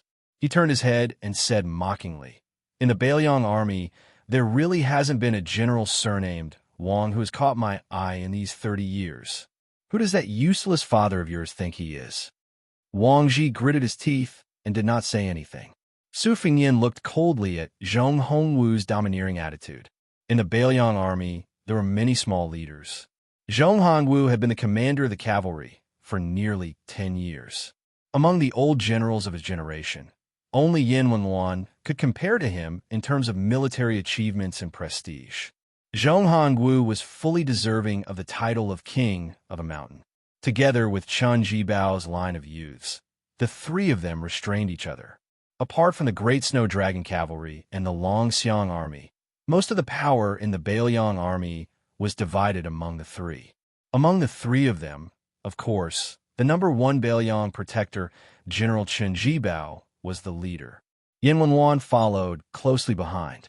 The power under old General Yan's command was slightly less than Zhong Hongwu's, but he was far better than Zhong Hongwu, who had a fiery personality. He knew how to manage and cultivate people, and his direct line of descent climbed up the ranks faster than Zhong Hongwu's. Excluding the 80 or so officers with real power, Yin Wenwan had close to 30 people under his command, which was far more than Zhong Hongwu's 10 people. However, the more this was the case, the more Zhong Hongwu did not understand the rules. For so many years, Su Xiao had been tolerating him. After Zhong Hongwu reprimanded Wang Ji, he turned to Su Fengnian and sneered, "Crown Prince, why don't you untie him yourself? Otherwise, I'll go to the prince's mansion and scold you in front of the Grand General." Su Fengnian, who had been smiling, heard this. His eyes were as cold as water. His tone was slightly surprised. "Oh." Zhong Hongwu retorted, "What else do you think you're going to do? You're going to follow me to the prince's mansion to beg for forgiveness?" Su Fengnian gripped his horsewhip and said to old Chief Lu and the other outsiders who were treading on thin ice, "I'll have to trouble old Chief Lu to leave for a moment." Zhong Hongwu laughed fiercely. "No need. You're the one who threw your face on the ground. Don't blame outsiders for stepping on you." Su Fengnian didn't insist. He laughed. "I heard that Zhong Hongwu is a true second-level martial master, invincible in the spring and autumn period." Zhong Hongwu gripped the iron spear that stood upright on the ground. Beating up Su Fengnian 200 times is not a problem. Chen Shiliang frowned and clasped his fingers. Su Beiji smiled knowingly. Chen Shiliang saw Su Beiji's relaxed expression from the corner of his eye. He quietly loosened his fingers. Su Fengnian nodded. "Okay, Then I'll ask for advice. Zhong Hongwu heard this and looked around. He shook his head and laughed. Let that little girl in green fight for you? Or let your henchman Wang Ji do it? Su Fingyan, oh Su Fingyan, why don't you let them help you become the king of Bailiang? Su Fingyan lowered one hand and extended the other. His sleeves swept in front of him. 12 flying swords hovered in the air. They were of different lengths and colors. Su Fingyan flicked one of the flying swords and whispered, "Tai, kill the second lieutenant of the hall." The first sword passed through the head. The second time, he flicked the flying sword, Peach Blossom, kill Tang Zi, the lieutenant of Yi. The third time, he flicked the flying sword, Xianxia, kill Tang Duan, the Zhong Mansion's aide. The scholar died in the same way as the second lieutenant in the hall. He died on the spot. Zhong Hongwu's robust body trembled. He let go of the iron spear and slowly lowered his head with great difficulty. He whispered, "Greetings to His Royal Highness." The fourth sword. Su Fingyan put his finger on the flying sword. This sword is Huang Tong. He looked at the pale-faced Zhong Hongwu and asked, "Kill Zhong Qingxin?" Zhong Hongwu raised his head slightly. His eyes were mixed with many emotions: fury, malice, resentment. There was also a trace of reverence that he had never felt before. Su Fingyan said calmly, "With so many remaining swords, it should be enough to kill the disrespectful Zhong Hongwu." Huaihua Great General Zhong Hongwu knelt down heavily. Zhong Hongwu greets His Royal Highness. Chapter 702. The two chapters have a total of more than 9,000 words. There will be another chapter at around 12 o'clock to make up for yesterday's break. P.S. End of the second volume. Huaihua Great General's kneeling. It was simply kneeling heavily in the hearts of old gang leader Lu and Lu Nerong, who had just risen to power. Zhong Hongwu lowered his head to look at the ground. The old man was afraid of this young man's proficient flying sword technique, but what really scared him was this heir's absurdity. Zhong Hongwu clearly remembered that after the old emperor passed away, the young Su Fingyan sang and danced on Mount Qingliang to celebrate peace. The entire city could see the brightly lit lanterns and hear the brilliant spirit-suppressing song. Zhong Hongwu had lived a military life and respected Qin Jibao, but he was not afraid of the white-clothed war saint who never appeared in the world with plum wine. Zhong Hongwu had competed with Yin Wenwan for power for many years, so he was not afraid of this gloomy infantry commander, because these people were all opponents who followed the rules. For example, Chun Jibao had used a horse to drag Jiang Baikui's wife and son to death in front of the battle, but he would never act so viciously towards his own people. Yin Wenwan would secretly dig a trap for Zhong Hongwu, but she would never tear off all pretense of cordiality. Even a bastard like Chu Lushan, when they met on the surface, he would always smile and appear harmless to humans and animals. But Su Fingyan was different. Zhong Hongwu simply did not know where his bottom line was. This was the most terrifying aspect. If this guy really rode his sword and killed his only son, Zhong Qingxin, or even killed Zhong Hongwu, who was in the gutter, could the king of Bailiang kill his legitimate eldest son to pay for the Zhong family's life? Zhong Hongwu was regarded by the upper echelons of Bailiang's officialdom as ignorant of the ways of the world. His cultivation was not as good as Yin Wenwan's, but that was only relative. If Zhong Hongwu was just a military brute who relied on favor and arrogance, he would not have reached the high position of cavalry commander. But today's humiliation was the first time in his life he had seen such humiliation. Zhong Hongwu had already decided that after today, he would return to the Bailiang army, hold the tiger tally in his hand, and have a good fight with His Royal Highness again. If you want to be the king of Bailiang, I can't stop you.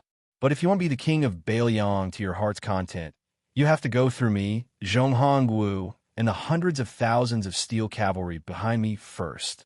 Even though this second-level Huaihua Great General was furious and said that he could defeat 200 Su Fingyan, at the same time, he played a trick and used words to block the young heir. In the hall, Su Fingyan, Su Beiji, Chen Shiliang, Bluebird, and Wang Ji were 5 people. It was obvious that the 2 weak scholars were not worth mentioning. If Su Fengyin let Bluebird or Cavalry General Wang Ji fight, it would be tantamount to admitting that he could let someone else do everything for him. He might as well just let some random person be the king of Bailiang. It was obvious that Zhong Hongwu was not the kind of general with a one-track mind. Unfortunately, after Dong Tai of the Wu family sword tomb, there was another freak who had mastered sword cultivation. No matter how good his calculations were, it was useless. Zhong Hongwu was not conceited enough to confront a freak who could control swords for 12 times. In other words, if he lost to Yin Wenluan, Zhong Hongwu would admit defeat. If he died in the hands of Chun Jibao, who killed Spear Fairy Wang Xiu, it would be a glorious death. But if he died in the shabby place and in the hands of Su Fengyin, what would that be? Su Fengyin put his sword back into his sleeve and went to help Zhong Hongwu. When the old general slowly got up, he said softly in a voice that only the two of them could hear, "Do you want to go back and continue to be the Huaihua, great general? Maybe it's too late. Yuan Zuozong will soon replace your position as the cavalry commander. As for Chun Jibao's vacant position as the governor of Bailiang, you and Yin Wenluan can forget about it." This was too much. This was a vicious method to remove the firewood from under the cauldron. Zhong Hongwu glared at the young heir who he had always disliked and said in a low voice, "Can Yuan Zuozong really convince the public? Isn't the heir taking it for granted?" The implication was that he, Zhong Hongwu, had been the only bodhisattva worshipped in this big temple for more than 10 years. He had countless disciples and disciples. The direct descendants were all led by the Huaihua, great general. Yuan Zuozong might have enough prestige in the great snow dragon cavalry, but in the hundreds of thousands of cavalry, he might not be able to do so. Su Fengyin smiled and said, "Zhong Hongwu, I know you want to complain to Su Xiao. Don't worry, I will make sure you can't even enter the gate of Bailiang Palace." Zhong Hongwu said a few words in a low voice. Su Fengyin continued, "You may be thinking that my actions are destined to disappoint the soldiers of northern Liang.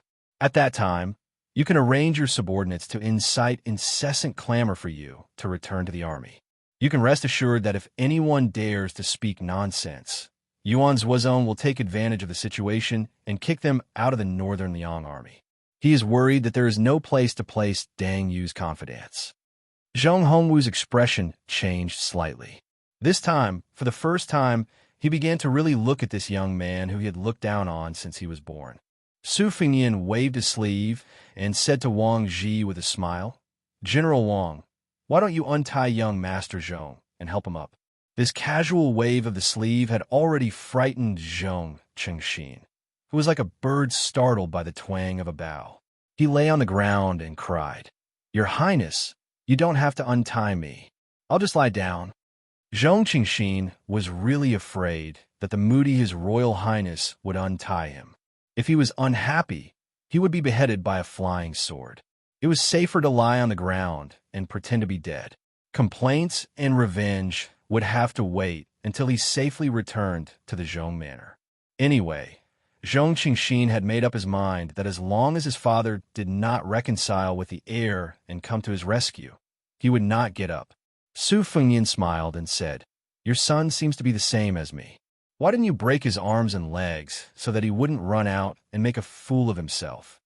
Zhong Hongwu's face was ashen. He did not say a word.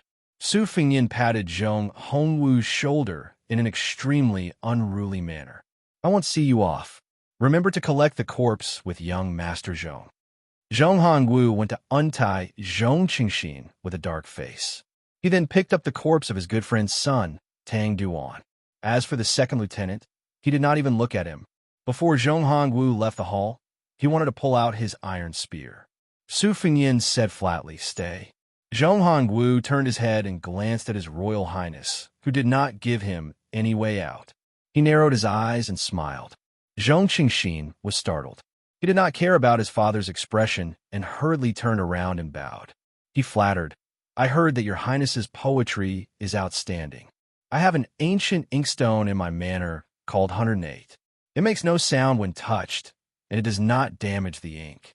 When I return, I will have someone give it to your Highness to play with." Su Fengyin lived up to his reputation as the chief dandy of Bailiang. He smiled and said, Your eyesight is better than your father's.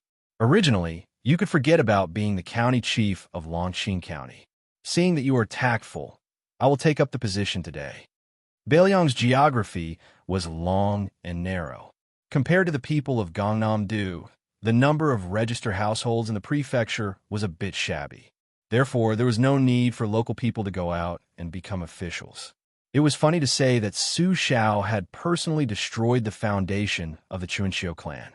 Within the borders of Bailiang, which did not have a vast territory, there were no less than 20 embryonic aristocratic families in just 20 years. Those few local aristocratic families in Bailiang all chose to marry into the noble families. They were powerful and tyrannical. Chuan Shuyang's so-called salt and iron protection, which made the official position of Lieutenant Yin a non-existent official, was due to their contribution. The father and son walked out of the fish dragon gang. Tang Zi's corpse was lying on the sand of the martial arts center. No one cared about it. Zhong Qingxin did not care about etiquette and walked in front of Zhong Hongwu. He was really afraid that a sword would pierce through his heart from behind. He practiced the sword purely for his own entertainment, but because of his family background, he knew that there were excellent flying sword techniques in the world. Among the retainers and the residents, there were two famous swordsmen. They often argued about whether Li Chuangong's sword spirit was stronger or Dong Tai's flying sword-killing technique was better. As for the two swordsmen themselves, they put everything on the line and insisted on riding their swords. A few feet was the limit of their cultivation. This time, seeing Su Fengyan's 12 imperial swords kill people without leaving a trace was really an eye-opener for Zhong Qingxin. If it were any other time, he would have invited him into the residence to drink and have a good time. There was no harm in choosing any of those beautiful maids with swaying bodies. Zhong Qingxin sat in the carriage and finally felt relieved. He leaned against the wall of the carriage and asked carefully, "Father, what should I do? Should I be the county chief of Longqing County?" Zhong Hongwu sneered, of course I'm not. This is what the great general bestowed to the Zhong family. It's not up to Su Fengyan to decide." Zhong Qingxin did not agree with this far-fetched statement, but he did not dare to talk back.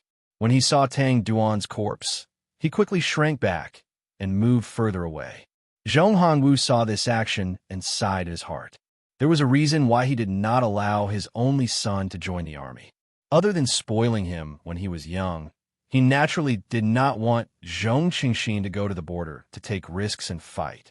It would be better to let those soldiers who lacked military achievements do it. As the Huaihua Great General, one of the top 5 in power in Bailiang, there was no need for him to add flowers to brocade. Other than this selfishness, it was also because Zhong Hongwu could see the general trend of the next 20 years better than anyone else. Now that the military was in control of the government, the drawbacks were gradually showing. Those county chiefs were destined to be replaced by literati. He did not expect the king of Bailiang to emphasize the civil and suppress the military, but at the very least, the civil and military sides would enter a delicate balance. This had always been the trend after the world was at peace. It was not something the great general alone could stop. Even if he was the king of Bailiang, Su Xiao, or Rin Tu, he was no exception. Zhong Qingxin suddenly felt sorry for his precious 108 inkstone, which he cared about more than he cared about his concubine. He asked timidly, "Should I still send the ancient inkstone?" Chapter 703. Zhong Hongwu glared at him. Zhong Qingxin laughed awkwardly and said, "I won't see you off." Zhong Hongwu punched the carriage and said in a low voice, "Your Su Fengyan is not particular, so don't blame me for not doing things properly." Zhong Qingxin was stunned. He didn't look at the corpse that he had drunk and enjoyed with yesterday. He moved closer and asked, "Father, are you rebelling?" Zhong Hongwu was angry that he didn't fight. He calmed his breathing and asked, "The great general can tolerate civil officials betraying Bailiang, but how many generals have you seen that can live to betray Bailiang?" Zhong Qingxin lowered his head and muttered, "How would I know?" Zhong Hongwu raised his hand and was about to slap him, but he stopped for a moment and didn't slap him. He retracted his hand and said slowly, "There has never been an undefeated general in the world. Jiang Baikue of the 13 armors of spring and autumn was one, But in the Battle of Western Fortress, his family was destroyed and his country was destroyed. He lost everything. This is the great general's strength. He can rise from fall and can even climb back up. Zheng Hongwu lost this battle today because he was too careless. It's not a big deal. Zhong Qingxin's mind turned quickly. He had a flash of inspiration and exclaimed, "Father, are you going to join hands with Yin Wenwan, that old fox with a belly full of evil tricks?" Zheng Hongwu smiled in relief. He didn't nod or shake his head. It was enough for the father and son to know about this. The carriage suddenly stopped. Zheng Hongwu lifted the curtain. A horse galloped over. Wang Ji pointed his scabbard at the Huaihua great general who had been snubbed today. "Zheng Hongwu, remember this." Zheng Hongwu laughed it off. He was about to put down the curtain when he hesitated. "Who is your father?" Wang Ji sneered. "Wang Shixiu." Then he rode away. Zheng Hongwu slowly put down the curtain and suddenly realized that this traitor from the northern Liang had gone to western Shu to become a dispensable general in the great past Jiang'a. Zheng Hongwu didn't take Wang Ji's words to heart. When the carriage was about to reach the great general's mansion, Zheng Hongwu was suddenly terrified. Some time ago, the great general personally led 10,000 steel cavalry down south, facing off against the 40,000 cavalry under Gu Jiantang's former command at the border between Lingzhou and Shuzhou. The king of Beiliang took action and put pressure on the border. He was Wang Ji, the son of Wang Shixiu, the general of the Sword Pavilion. Prince Zhao Kai went to the western regions with the vase, and then he left without a sound. The crown prince's hair turned white for no reason. Zheng Hongwu clenched his fists and muttered to himself, "What have you done all these years?" Zheng Hongwu walked down from the carriage and said calmly, "Go and deliver the ancient inkstone." Zhong Cheng felt a mixture of worry and joy in his heart. He asked tentatively, "You want someone else to deliver it?" Zheng Hongwu finally delivered that resounding slap. The atmosphere in the Fish Dragon Gang was very awkward. Old gang leader Liu and several old men knelt down and kowtowed to His Royal Highness. Their explanations varied. Some called themselves commoners, while others didn't forget to name themselves. They didn't even omit their own nicknames. Su Fengyin smiled and asked them to get up quickly. As for Lu Nerong, who stubbornly refused to move, and the young Wang Dashi, who was completely stunned, he didn't care. The old men were all people who had lived for 50 or 60 years. They soon took the initiative to leave. They were happy to see the turtle dove taking over the magpie's nest scene.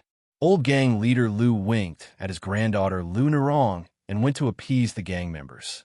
He only dared to say that the storm had calmed down. He didn't even dare to say that His Royal Highness had personally come to the Fish Dragon Gang. After Wang Ji left, the hall was filled with the Crown Prince's confidants who were qualified to know the secret of the assassination at Iron Gate Pass. Su Fengyin joked, "Shiliang, let's make a bet." Chun Shiliang smiled and said, "Let's bet on whether the ancient inkstone will be delivered or not. Will Zhong Chang give it to you personally?" Su Fengyin nodded and said, "I bet that he won't deliver it, let alone young Master Zhong. If you win, the ancient inkstone will be yours." Chun Shiliang smiled confidently and said, "Then I'll use this ancient inkstone to grind the dragon painting and give His Highness the 3 dragons shaking the sea painting." Su Beiji raised his porcelain cup and took a sip of tea. He said slowly, "You're forcing Zheng Hongwu to side with Yin Wenwan." Su Fengyin sat back in the armchair, loosened the whip, and leaned back. He said, "I'm afraid Yin Wenwan won't agree easily. But if the fire is too big, it won't be easy to clean it up. I'm also in a difficult position. Otherwise, I'll let Zheng Hongwu return and send a secret letter to Yin Wenwan, or send a confidant to deliver the message. That would be the best." Su Beiji shook his head and said, "Yin Wenwan knows the big picture and is known as the Clay Buddha. Unless Zheng Hongwu spend a lot of money, he won't be able to shake this big Buddha. If he was still the powerful Huaihua great general, then there would be some possibility. Now that he's lost his power and fallen into the water, I'm afraid it'll be very difficult to drag the Clay Buddha down with him." Su Fengyin said shamelessly, "Where there's a will, there's a way." We have to believe in Zhong Hongwu's ability. Su Xiao had previously asked Su Beiji and Chen Shiliang to submit secret memorials regarding the change in Beiliang's military structure. The two of them took different routes to achieve the same goal. Both of them wanted to cut the Gordian knot and directly start with the top brass. Chu Lushan, as the protector general of Beiliang, made an exception to promote a large number of young and strong officers. This came from Chen Shiliang's memorials, and it had to force Zhong Hongwu and Yin Wenluan to withdraw from the border and retire behind the scenes. This came from Su Beiji's plan. The general outline was that if you don't withdraw, I'll make you have no choice but to withdraw. One was an overt scheme, the other was a conspiracy. Wang Dashi wanted to say something, but stopped, not daring to interrupt. Su Fengyin turned his head and laughed. What's wrong? Wang Dashi realized in hindsight and blushed. He asked, Young Master Su, are you really Beiliang's Royal Highness? Su Fengyin teased, Am I not allowed to roam the Jianghu like you? The youth scratched his head and laughed foolishly. You can. Su Fengyin laughed and asked, How's your practice of the fist technique I taught you? Wang Dashi blushed and said, I practice it every day. But young Master Su, oh no, His Royal Highness, you know I'm stupid. I can't practice it well. Su Fengyin laughed and said, You're smart, so I won't teach you this fist technique. All right, let me tell you, this fist technique was created by Wudong's Hong Shixiang. He's not smart, so you're very suitable to learn it. Wang Dashi was stupefied beyond words. Wudong's sect leader Hong Shixiang was an immortal who rode a crane down to Jiangnan and used a flying sword to suppress dragons and tigers. Sect leader Hong wasn't smart enough? Wang Dashi, who was indeed not very smart, was even more confused. The teapot and tea set were placed beside him. Su Fengyin turned over a teacup and poured a cup. He stood up and handed it to Lunarong, who was standing opposite him. Sit down and drink. Lunarong took the teacup, but didn't sit down. She said with a sad face, I don't dare.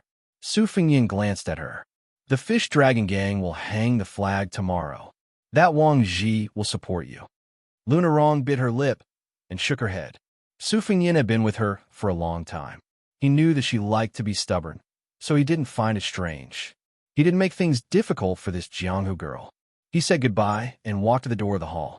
Before crossing the threshold, he whispered something to Bluebird. Then Lunarong saw a copper coin thrown from afar.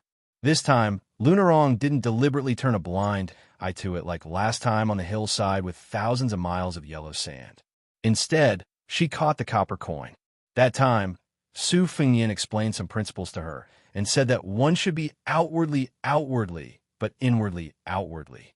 Lunarong lowered her head and said, The Fish Dragon Gang will hang the flag. Su Fengyin had already walked far away. Wang Dashi asked softly, Miss, are we never going to see young Master Su again? Lunarong nodded. Wang Dashi ran to the door. The grateful youth was full of sorrow. Sitting in the small carriage on the street, Su Fengyin said to Su Beiji, I originally wanted you to be the county chief of Longqing County to discuss the Zhong family. But after thinking about it, I decided not to let Zhong Qingxin be the county chief of Longqing County. It seems more disgusting. In fact, putting aside the disgusting people, you're like a carp jumping over the Dragon Gate. The more you jump over the Dragon Gate, the more exaggerated the better. Su Beiji looked straight ahead and smiled. Forget about me. Chen Shiliang frowned. Speaking was like looking at tea in a cup, like drawing a dragon on a piece of paper. Only when there was white space would there be lingering charm. Su Beiji's hidden meaning was clear to the three people in the carriage. Su Beiji did not want to be this carp. He was more than happy to be a wild carp in the river. Thus, he could only let Chen Shiliang, who was like a house carp in the Tide Hark Lake, be the remaining one. Who was higher and who was lower? The distance tested the horse's strength. Su Fengyin did not seem to notice the undercurrent in the carriage at all. He smiled and said, I just realized that these years of being a hedonistic son of rich parents were not in vain. Now, no matter what unreasonable actions I do, outsiders will not be surprised. The human heart is like a bowstring. The bow that is Beiliang has been pulled wide enough. Before the carriage left the city, Su Beiji was about to get off and did not see him off. Zhang Qingxin ordered dozens of retainer cavalry to follow from afar and came to deliver the famous inkstone. Inside the carriage, Chen Shiliang received the priceless inkstone. Outside the carriage, Su Beiji tactfully declined the prefectural governor Zhang Qingxin's gift of a famous horse. The latter did not dare to leave on the horse. He led the horse forward and walked side by side with this trusted aide of His Royal Highness. After a moment of conversation, Zhang Qingxin sincerely bowed in admiration. Chen Shiliang put down the sandalwood box and asked calmly, "When will the world know that Your Highness personally killed the mountain chieftain of Mount Bubang, 5th Raccoon?" Su Fengyin glanced at him and laughed. "You clearly know the answer, yet you still ask me." Chen Shiliang's lips twitched. That day, a shocking secret spread out from Dragon Eye County to the entire northern Liang store with the force of a single spark, setting the prairie ablaze. Crown Prince Su Fengyin personally cut off the head of Beimang's northern court great king, Su Huainan, by the Ruashe. He also personally cut off 5th Raccoon's head in the Ruhr Mountains. And no one doubted these two earth-shattering things. Because the one who spoke was Su Huainan's grandson, Su Beiji. 2 heads. He's Xianxia. He's Xianxia. Chapter 704. This was an eventful period. But for the common people who were used to a peaceful life, it was just a few more things to talk about after a meal. They could not see the storm coming, so they would not be worried. After Su Fengyin returned from Beimang to Bailiang, he had first rushed to Iron Gate Pass to kill Zhao Kai. After returning to the Wangfu, he had to take care of Su Weisheng. Then he started to use Su Weisheng and Chun Chongqing strategies to pave the way. Today, he finally carried a pot of green ant wine up the stairs. It was not that he could not squeeze out time to go to Tide Listening Pavilion earlier, but Su Fengyin did not dare to do so. When he was young, his legs were weak, but he could climb up and down Tide Listening Pavilion quickly. Now, even though his cultivation had dropped, he still had second-level internal power, but he walked so slowly. The withered man who had sat on the top of the pavilion for almost 20 years did not smile. After the death of Bailiang's chief strategist Zhao Chongling, he, who had been suppressed, should have been the time to rise up, become familiar with the Liang dynasty, improve further, and leave behind an important comment in history. But he remained in seclusion there. Why? Wasn't it all for the sake of having a name that would go down in history after death for the sake of a wise ruler? Li Yishan died without a grave and without a stele. Su Shao personally brought a jar of ashes to the border to scatter. According to Li Yishan, it was his fate to die without a grave. Also, he thought that since he would not see Su Shao lead troops to Beimang in his lifetime, he wanted to quietly look north after death and let that disciple he did not admit to complete it. Su Shao did not tell Su Fengyin about this, but how could Su Fengyin not know? Su Fengyin pushed open the thin door of the pavilion. It was dark and gloomy. He placed the green ant wine on the desk and lit the copper oil lamp at the corner of the desk. There was an ordinary and lonely brush hanging from the brush holder. Unlike the messy books on the floor in the past, Su Shao had probably organized them personally. But the room seemed even more empty and lonely. When he was young, Su Fengyin had been afraid of this place. He had to study history with this man who was half a master and play chess with him. If he did not like it, he would be beaten up. Most importantly, he could not complain to anyone. He had to watch him drink and listen to his coughs as though he would die of drunkenness in the next moment. In the empty space of the desk under Su Fengyin's feet, there was a chess stool with vague engravings and 2 boxes of black and white chess pieces. He bent down and moved them to the surface of the desk. In the past, in order to test and improve the young Su Fengyin's memory, the master and disciple both raised their hands and pointed at each other in the air to play chess. They rarely used the chess stool anymore. Su Fengyin opened the chess box and took out a handful of black chess pieces. There was one person missing from the opposite side. In the past, Su Fengyin was often missing. This time, Li Yishan was missing. In the future, there would be fewer and fewer people. Su Fengyin said softly, "Chun Jibao went to Western Shu alone without a single soldier. I have made such an enemy. I have made Master worry. Qin Jibao left without any attachments. But his trusted subordinates who were willing to die for him, almost 100 of them left. I told Su Xiao not to stop them. If you want to scold them, then scold them. In the future, if by any chance he lost, there would be unofficial history saying that the second muddle-headed king of Bailiang let the tiger return to the mountain, let 100 riders at her shoe. Su Fengyan was indeed unable to bear such a big responsibility. Qin Jibao's talent in generals is only inferior to Su Zhao's. His talent in generals and soldiers is unrivaled in the world. When he arrived at Western Shu and became the king of Western Shu, I am afraid in a few years he would have several tens of thousands of elite troops ready to fight and defend. However, I think that since I'm destined to fight him, I might as well fight him fair and square. I don't want to use those low-class crafty plots and machinations. Nangong Push, who is in closed-door training with you in the pavilion, has already come out to intercept and kill Han Diaosi. I don't know if it's because Quan Castrator is one of White Fox's 4 enemies. Before I killed Raccoon Diwu in Beimang, I thought that in this life, I could catch up to his realm in one go. I did not think that after the Battle of Iron Gate Pass, I would be beaten back to my original state. It seems that Master has never rejected letting me practice martial arts. In the 9 rounds of listening to the tide, there was 1 round where you and Su Xiao bet on whether I could enter first rank. I entered first rank and then fell out. Now, I don't know if I have disappointed you. According to your arrangements, Murong Tongwang brought an enigmatic face and hid in the Beimang court. Shushou also went to Xiangfan City. She used 10 years of her life to exchange for the glory and wealth she dreamed of. She is not a Wang Fei, but she is better than one. As to whether Murong Tongwang can take root and whether Shushou can succeed, Zhao Sun and that Lu Su who brushed past me, you said that man proposes, God disposes. I can wait. Su Beiji and Qin Shiliang each have their own merits. It is hard to say who is like you and who is like Qin Shiliang. I left Su Huainan's head by the Ruo Shui. As expected, Su Beiji willingly told the truth. He is an extremely magnanimous counselor. He does not stick to the back of the curtain, and he comes up with many stratagems. He is also very familiar with politics, and his gift of foresight is even more outstanding. If nothing unexpected happens, I will make him the first choice for the next administrator. Qin Shiliang was born a poor scholar, but he is first class in recognizing strategy in literature.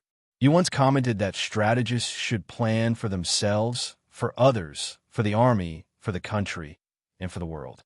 They should advance step by step, and only when they have achieved their own peace can they help others devise strategies.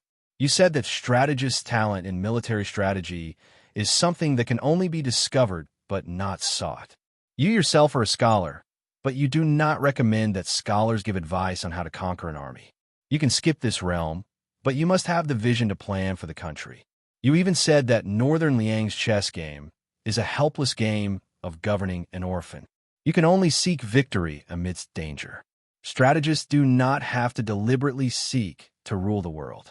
If they use this as their goal, they will have to destroy the wealth that Northern Liang has painstakingly accumulated over the past 20 years. Bailiang can only lose once, but Beimang and Liang can lose many times. I don't mind being a man with my tail between my legs. After all, after so many years, I have already become accustomed to it. My heir Jie is probably qualified for the important task of strategizing.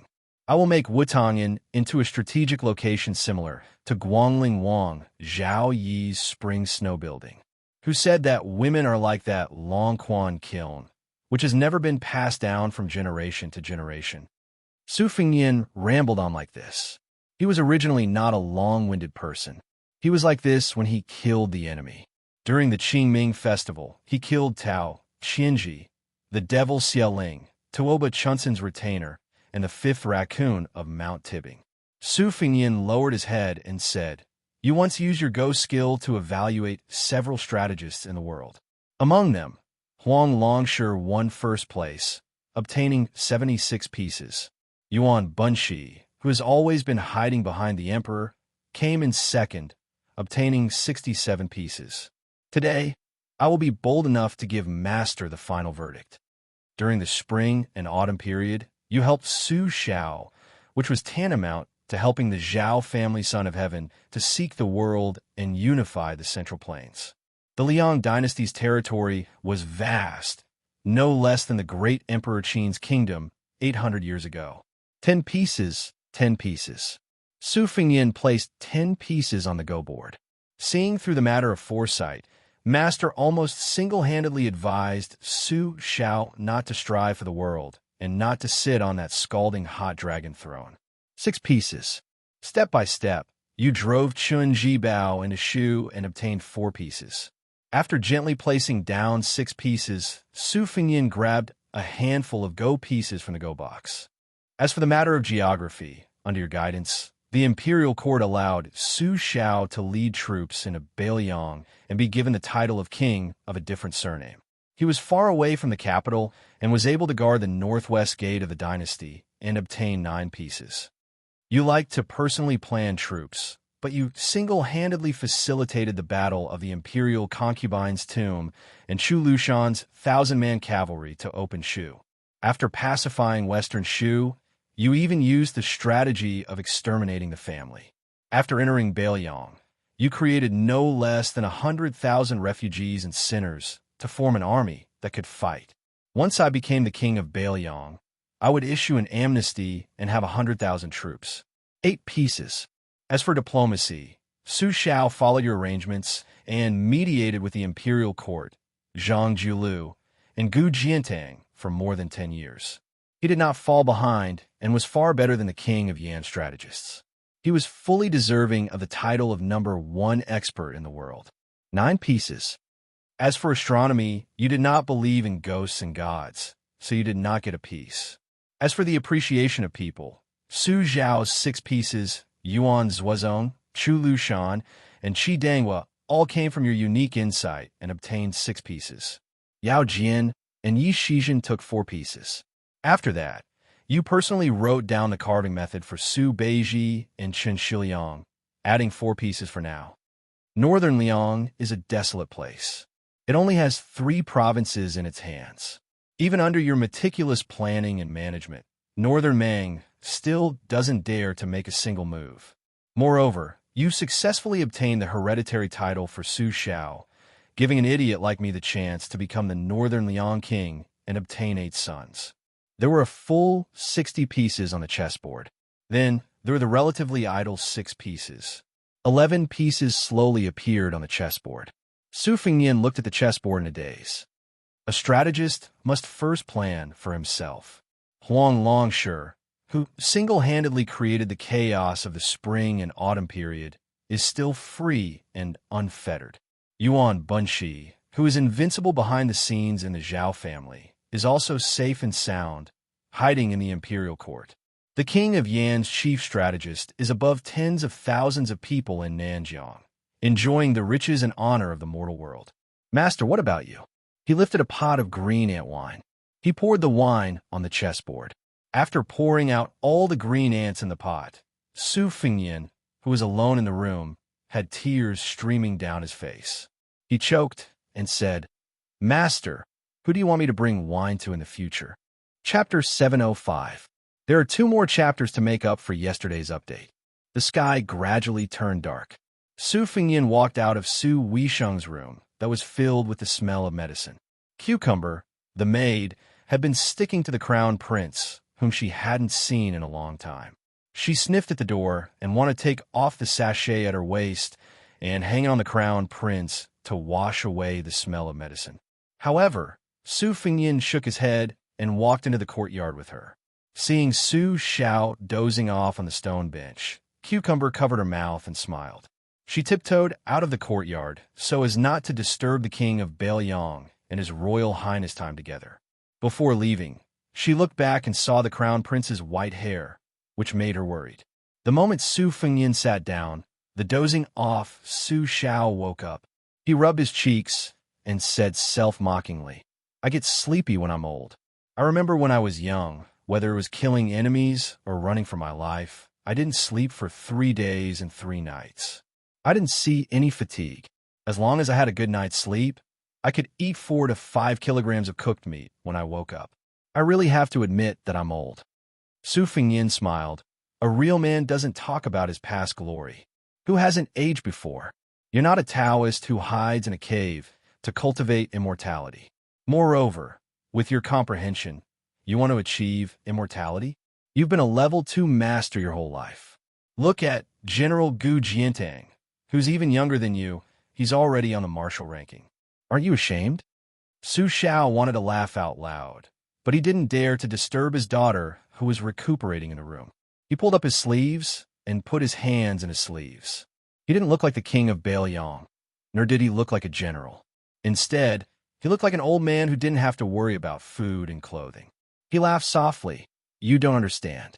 I'm already a father, and at my age, I don't care about martial arts or the size of my official title. In the end, I'm still comparing my own son. Look at Gu Jiantang's children. The boys aren't good at martial arts, and they look ugly. The girls aren't outstanding either. Gu Jiantang wants to compare himself with me. Su Xiao? I don't even want to talk to him. He could go play with his blade. Su Fengyin laughed mockingly. You're taking it easy. Su Xiao turned his head and looked at the yellow crane tower at the top of Mount Qingliang. He suggested, let's talk while we climb. Su Fengyin nodded. He waved his hand and called the head servant girl from his second sister's courtyard over. He asked for 2 jugs of warm yellow wine. He got up and handed one to Su Xiao. Drink less, green ant. I feel like my throat is smoking. Since you've convinced yourself that you're old, drink more yellow wine in the future. It's good for your health. Su Xiao smiled and took the yellow wine. He took a small sip and walked out of the courtyard, following the main path of green stone toward the top of the mountain. When the king's mansion was built, according to the king of Bailiang's wishes, gold and jade would fill the hall. He wished he could just use gold to pave this path. Later on, his wife said that green stone slabs were fine. It also had a good meaning of the path to the clouds. One didn't ask for a meteoric rise. No matter how hard it was for one's children and grandchildren to walk, they would still reach the clouds. Su Xiao agreed without hesitation. Back then, he personally participated in the hard work of carrying stones and paving the path. The father and son leisurely climbed the mountain. Su Fengyin said, Chu Lushan has gone to Bailiang to be the protector general of Bailiang. He will be promoted to general of hussars. Because Chun Shiliang is preparing to organize the ranks of the Bailiang army, many of the miscellaneous titles will be abolished. There will only be 8 or 9 left. The title of captain will be more valuable than before. Let's start with the title of general of hussars without the word da. Yuan Zuozong replaced Zhong Hongwu as the commander of hussars and promoted him to general of hussars. Qi Danghua and Ningame will be the Iron Buddha's main and deputy general respectively. Huang Manor will lead the new Longxiang army. The 3 of them will not be promoted to general for the time being. Guai Commandant Huang Fuxiu will be promoted by 1 rank. As for whether he will be promoted to general of Yuzhou or something else, I will have to wait for Chen Shiliang's report. Xianyuan Qingfeng sent Mount Huaishan's guest, Hong Yu, who does have the talent to lead troops. I am still considering whether he will replace Huang Fuxiu as Guai Commandant. When second sister wakes up, she will be the commander of your 30,000-strong Great Snow Dragon Cavalry. Do you have any objections? Su Xiao laughed. Since I can comfortably be a hands-off shopkeeper, why would I have any objections? An old cucumber pretending to be young is too untactful. Su Fengyin widened his eyes and said, It sounds like there's a lot of resentment. Su Xiao quickly waved his hand. Not at all. Su Fengyin sighed and said, The Bailiang army has been turned upside down. There have been many changes from the top to the bottom. If there is a conflict, and I cannot suppress it, you may have to come out to pacify. Su Xiao said calmly, There will not be any major issues. The Zhao family has been ruling the world for 20 years. Our Su family has been ruling the Bailiang for almost 20 years. Father, if I ask myself, I do not owe any of the old men in Bailiang who are about my age. Also, I have a long line of good fortune. They should be satisfied. I know about Zhong Hanwu. If he dares to work with Yan Wenluan in secret, I do not mind letting him drink the northwest wind. He will not be a general, and even his title will be taken away. He will be content to be a rich family's farm shuan. As for Yin Wenlan, in the past, he and Chongling tried to persuade me to divide the river and rule the world together. All these years, he has been called the leader of the emperor faction by Xianxia. He has roped in many old people who have complaints. The group of young generals that Yin Wenlan has raised are mostly the descendants of old generals who were disheartened and retired when they had no hope of joining the dragon. Su Fengyin drank a mouthful of yellow wine. Almost 20 years of rotten meat. It is fortunate that you had the courage to have Yin Wenlan establish his own faction and not let this vine reach the cavalry. That is why the entire Bailiang cavalry did not fall ill. Su Xiao held the wine pot and sighed. There was nothing to be done. In the Spring and Autumn War, the 9 countries fought for supremacy. Our Bailiang army destroyed 6 countries in one go. We fought with our lives in exchange. How many heroes do you think died? I was not willing to be emperor. Later, I entered the Jianghu. Fortunately, those who left were old soldiers who had connections to the Jianghu. But when I went on the expedition to Beimang, the emperor's decree was vicious. When I had no choice but to withdraw, the morale of the Bailiang army started to slacken. The reason was complicated, but the result was that they lost many of their captains. Many old people who wanted to make great contributions in one go faded out of sight. So it is said that it is difficult for a scholar to rule a country, but it is easy for a scholar to harm people. You have to be especially careful of Yuan Bunshi, a strategist who is as famous as Xianxia. That secret decree came from his hand. In the Spring and Autumn War, the hard knives were used by me and Gu Jintang's group of martial people. These soft knives that do not see blood were mostly his work. The blue-eyed Zhang Julu, who jumped so many steps as an insignificant yellow doorman and became Grand Secretary 3 years later, was also instructed by him. In my opinion, scholars are naturally more knowledgeable than us, who ride horses and carry sabers. But most of them have high vision but low ability. They cannot achieve great things. They're extremely knowledgeable, but they rarely achieve great things. The truly frightening ones are scholars like Yuan Bunshi, who can take advantage of the situation and display their ambition. Before the current emperor ascended the throne, he sincerely said, "I am willing to be Mr. Yuan's puppet." Therefore, Yuan Bunshi let him become the emperor. Zhao Feng, that woman, must have hated this Mr. Yuan, who made her lose the dragon throne. Ha! The resentful woman, Zhao Heng, before she died, it was rare for her to be a man. He used his death in exchange for Zhao Sun's hereditary succession. If he had this kind of mentality 20 years ago, there would be no such thing as the current emperor. That blind man called Lu Su, his eyes are blind, but his heart is lively. He wrote 2 strategies and 14 strategies beautifully. Even I can understand it. I heard you played chess with him at Yongzi Alley. Why didn't you directly capture him and make him Bailiang's strategist? Chapter 706. Su Fengyin shook his head. I didn't have time to take care of him at the time. Of course, the main reason was that I didn't believe in my luck, so I missed the opportunity. There are some regrets, but I don't really regret it.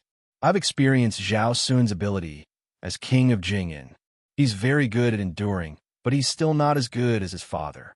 Without Lu Su, the king of Jing'an's vassal state would definitely have to be guarded by someone with great talent and bold vision. At that time, Bailiang would feel even more uncomfortable. It's better to let Zhao Sun fiddle around there.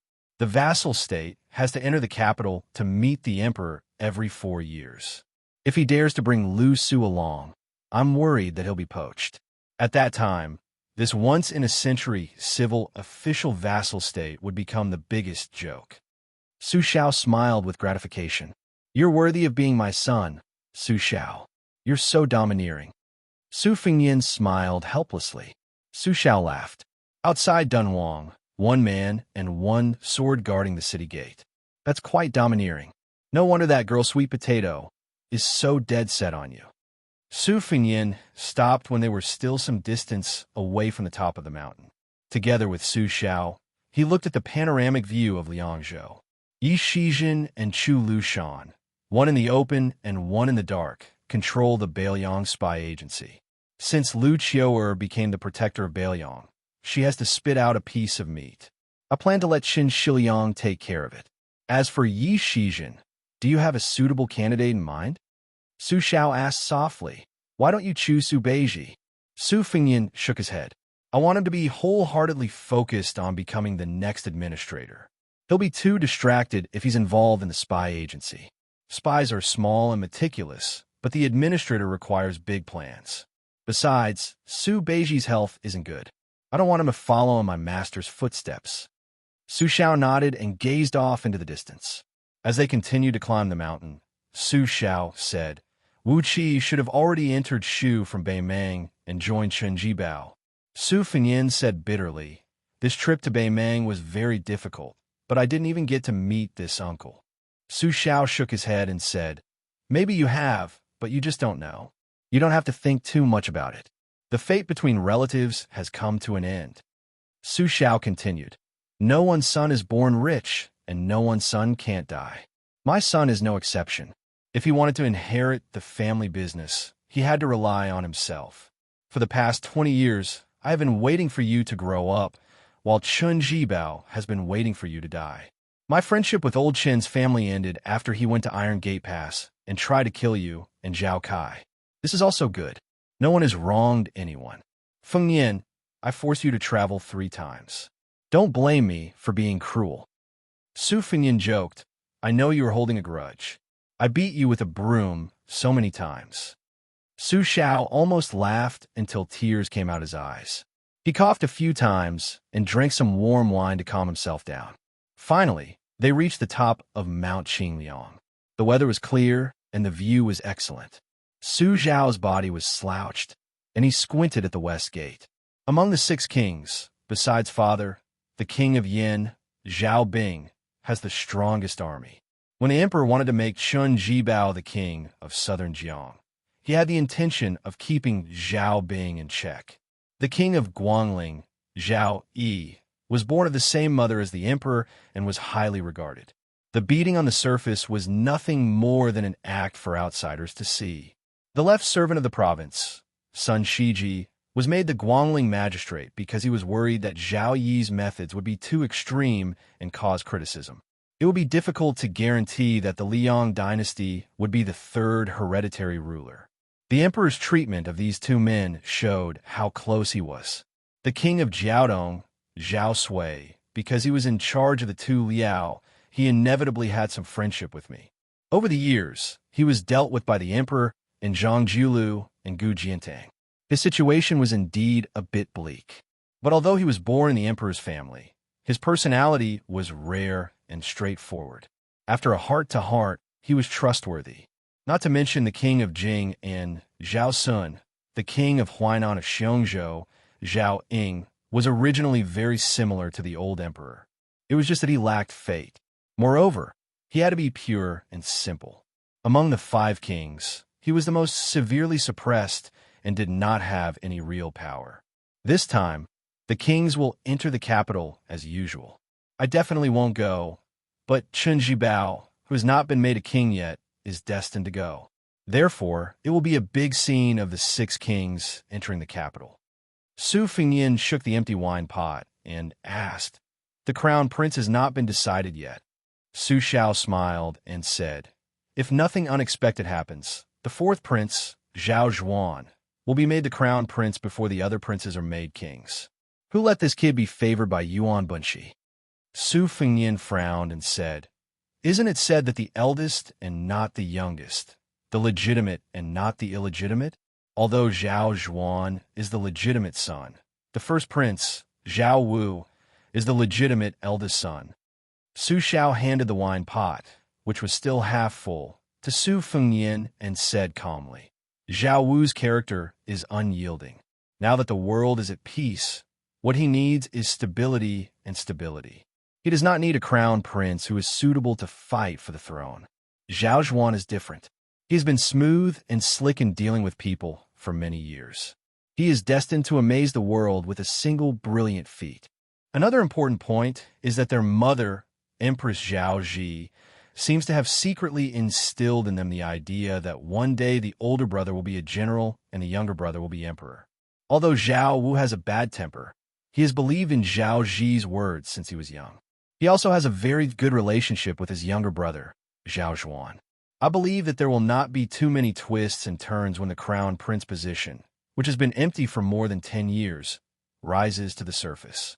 Feng Yin, you have to know that the Green Party, which is attached to the first prince, is already divided beyond recognition. The group of scholars in the northern land who are fighting for power with the scholars in Jiangnan, although they have bet heavily on Zhao Wu. As long as Zhao Wu can smoothly go to the two Liao provinces to guard the border, Zhao Zhuan will certainly compensate these people when he ascends the throne in the future. For them, their immediate interests will not be damaged, but will instead increase. Right now, their complaints will not be too big, and they will not dare to be too big. As for the second prince, Zhao Bo, who is supported by the most powerful faction in the court, Zhang Jiulu and the emperor are only acting as a smokescreen. It is not worth mentioning. Su Fengyin took a sip of wine. Su Xiao smiled and said, "The newly favored eunuch, Song Tonglu, is in charge of the Directorate of Ceremonies."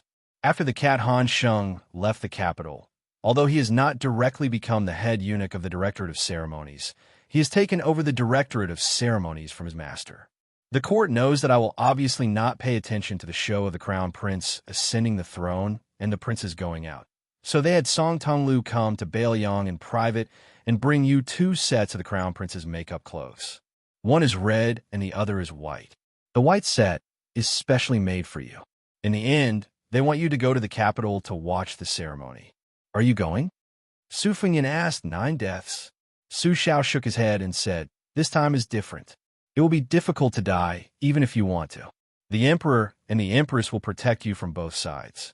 Now that the situation in Liang has been settled, especially since Chun Jibao has become the king of Shu, if they still want Bailiang to fall into chaos, who will help them block the 1 million Beimeng iron cavalry? Without us in Bailiang, even if Gu Jiantang makes the eastern front impregnable, not to mention the emperor, the entire capital will be in a state of panic. Those bastards will only curse me fiercely. In private, they will be glad that they have the 300,000 iron cavalry of Bailiang." Su Fengyin asked, "Last time you entered the capital, as soon as you left the main hall, you crippled an official. Why?" Su Xiao smiled and said, "That blind guy said the Bailiang cavalry is a watchdog. I beat him half to death. Look at the civil and military officials who dare to make a sound. Besides, Gu Jiantang also taught that guy a lesson afterward. Those words even scolded him, the great general." The death soldier appeared and disappeared mysteriously. He said softly, "Eunuch Song Tonglu is already outside the mansion." Su Xiao asked, "Are you really going to the capital? Catman hasn't been killed yet. Aren't you worried?" Su Fengyin shook his head and said, "I'm waiting for him to come to my door." Su Xiao wanted to say something, but hesitated. Su Fengyin suddenly said, "I killed Yang Tai Sui. Do you blame me?" Su Xiao said calmly, "My old brother died a worthy death." The mastermind of the white clothes case in the capital city was the son of the Zhao family, and the mastermind was the sneaky Yuan Bunshi. Han Diaoxi was one of the many masters. As for the celestial state master, it was someone else. Su Xiao said softly, "Let's go down the mountain." On the way down the mountain, Su Xiao saw Su Fengyin carrying 2 wine pots in his hands. He said with a smile, "You want me to carry them? No matter how old you are, you can still put on armor and mount a horse. Carrying 2 wine pots is not a problem." Su Fengyin slowed down and looked at the blue stone under his feet. He said, "I'm old, but I can't die." Su Xiao sighed softly. "I also want to hold a grandson." Chapter 707. The first 2 chapters have been updated with 10,000 words. The third chapter, 6 Kings Enter the Capital, is at around midnight. P.S. Please automatically subscribe to this book. Song Tonglu, who was not even 30 years old, was the head eunuch of the Imperial Eunuch Bureau, the personal attendant of the emperor who was favored by the empress and had a secret edict. He could only take a few disguised eunuchs and quietly enter through the side door of Bailiang Palace. When he saw Su Xiao at the entrance of the main hall, he didn't dare to look at him.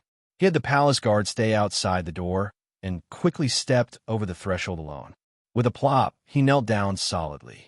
His forehead left a bright red mark as he said in a muffled voice, "Song Tonglu of the Imperial Eunuch Bureau greets the King of Bailiang and His Royal Highness."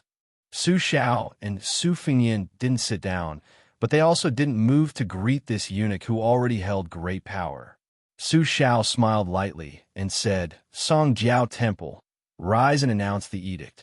The titles of Jiao Temple and eunuch were not titles that ordinary eunuchs could use. In the imperial palace of Graydon City, there were only a handful of them. Other than Han Xianxia, who had been at the top for many years, Song Tonglu's master, the head of the Imperial Eunuch Bureau, who was only second to the Ceremony Bureau, was one of them. Song Tonglu had been personally bestowed the surname by the emperor and now had a chance to reach the top. It could be said that the student had surpassed the master. The entire court was dumbfounded. When Song Tonglu left the palace, he had already thought it through. If he announced the edict, according to the law, the vassal kings had to kneel. As for whether the king of Bailiang knelt or not, Su Xiao could carry a sword into the palace and had the privilege of not kneeling to listen to the edict. However, if he stood there and announced the edict with a serious tone, it would probably be seen as a demonstration. From the beginning, Song Tonglu didn't want to be seen as arrogant. Even though he knew it was against etiquette, after he rose, he still pulled out the yellow secret edict from his sleeve. He bowed his head and walked quickly, handing it to the king of Bailiang with both hands, skipping over the announcement of the edict and ignoring it. Su Xiao took the secret edict and casually handed it to Su Fengyan. He then had this rather sensible eunuch sit down. Song Tonglu sat upright and still, looking straight ahead. However, out of the corner of his eye, he still caught a glimpse of the snow-haired Su Fengyan. He was shocked.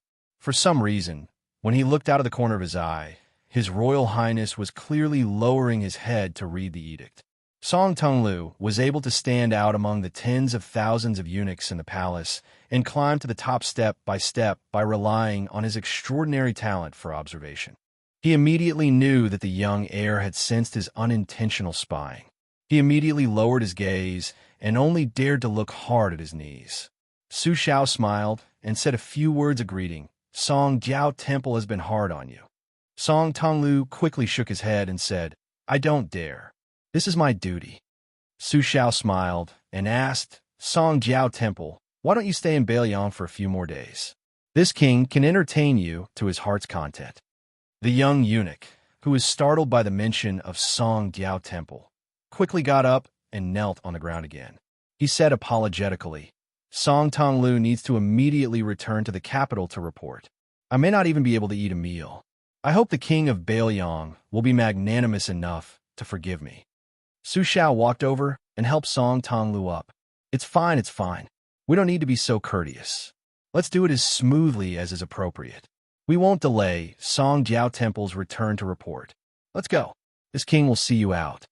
Even though Song Tonglu had trained in the palace for many years and did not lose to any top aces in terms of cultivating the mind, he was clearly a little absent-minded.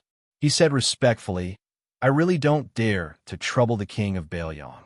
Su Xiao shook his head and walked out of the main hall with Song Tonglu. The imperial bodyguards had already handed their luggage to the steward of the king's mansion. The group walked on a quiet path that was not heavily guarded. The bodyguards also walked as if they were treading on thin ice. They took the opportunity to take a few more glances at the back of this king with a different surname. When they returned to the palace, they could boast to their colleagues that they had once been less than 10 steps away from the great king of Bailiang. Song Tonglu had been cautious for many years. Without leaving a trace, he trailed behind Su Xiao by more than half a step. When they reached the main entrance, Song Tonglu did not dare to let the king of Bailiang see him off. He immediately stopped. The imperial bodyguards silently filed out, mounted their horses, and waited in the distance. One of the bodyguards clicked his tongue and said, as expected of the great general who destroyed the 6 kingdoms of spring and autumn. Another person asked in a low voice, "What's wrong?" The bodyguard said in a low voice, There's a murderous aura when you walk. I don't feel it. What do you know? That's because your realm is not high enough. No wonder people say that the king of Baoyang can kill with just a stare. He can directly scare people out of their wits. Fortunately, Songdiao Temple did not offend him. Otherwise, wouldn't we be killed with just a stare? One of the oldest and calmest bodyguards did not know whether to laugh or cry when he heard the ridiculous conversation of the younger generation. At the door, Su Xiao said softly, "Everyone says that when you were on duty at the Directorate of Credentials in the Songdiao Temple, you were cautious and conscientious. You were in charge of the ancient and modern collections of literature, pasting yellow papers and other trivial matters. You did everything in an orderly manner, and you could even write good articles. I'm a rough man, so it's difficult for me to take care of these troublesome things, so I won't talk about it. However, there's one thing that I remember very clearly. The content of the hereditary edict of my family's year of Feng was written by you. Someone in the residence said that you wrote it well, and I'll remember this favor. In the future, if you need my son, Feng Yin, the new prince of Northern Liang, just let me know. I won't dare to boast that I'll help you settle it." Songdiao Temple felt as if he had been struck by lightning. He subconsciously wanted to kneel again. Su Xiao held his hands and scolded jokingly. "A man has gold under his knees. What is there to kneel for? Song Tonglu, if you have the chance to come to Baoyang Palace again, you don't have to remember this. This has nothing to do with your status. This king is indeed unreasonable and only cares about friendship." Songdiao Temple gritted his teeth and said with a trembling voice, "In the future, Song Tonglu will definitely do what I have to do. However, I won't say too much about unnecessary matters. Song Tonglu will only remember these words in his heart and pretend that the Grand General did not mention them." Su Xiao nodded. "This king will not see you out." Songdiao Temple's scholar bowed with his hands clasped in front and turned to leave. Su Xiao slowly walked back to the main hall. He saw that Su Fengyan had finished unpacking his luggage and was pinching the sleeve of a python garment. He was muttering to himself, "It looks pleasing to the eye and feels quite comfortable. When the flying sword leaves the sleeve, you have to be careful. If you cut it, who will sew it up?" Su Xiao joked, "Are you afraid that you won't be able to find someone to sew it up? There are two groups of refugees from the spring and autumn period that are heading north. I have intercepted many of them. The head of the Baoyang Weaving Bureau was the one who made clothes for the Southern Tang imperial family. However, this time, the specific task of sewing your royal robe was given to a few clever and skillful women. That person is just drawing the pattern. He is old and his eyesight is not very good. He is afraid that he will be beheaded at the wrong time." Su Fengyan furrowed his brows and said, "Your python robe is not good?" Su Xiao laughed angrily.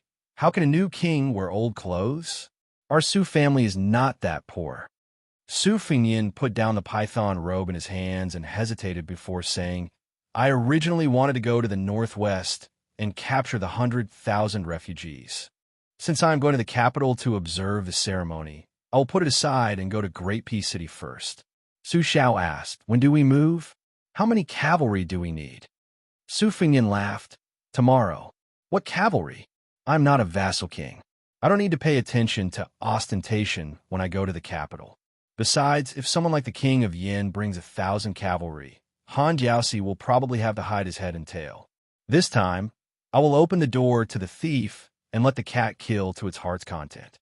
Su Xiao nodded and said, "Apart from your own arrangements, I will also secretly hand Yin and Cho over to you."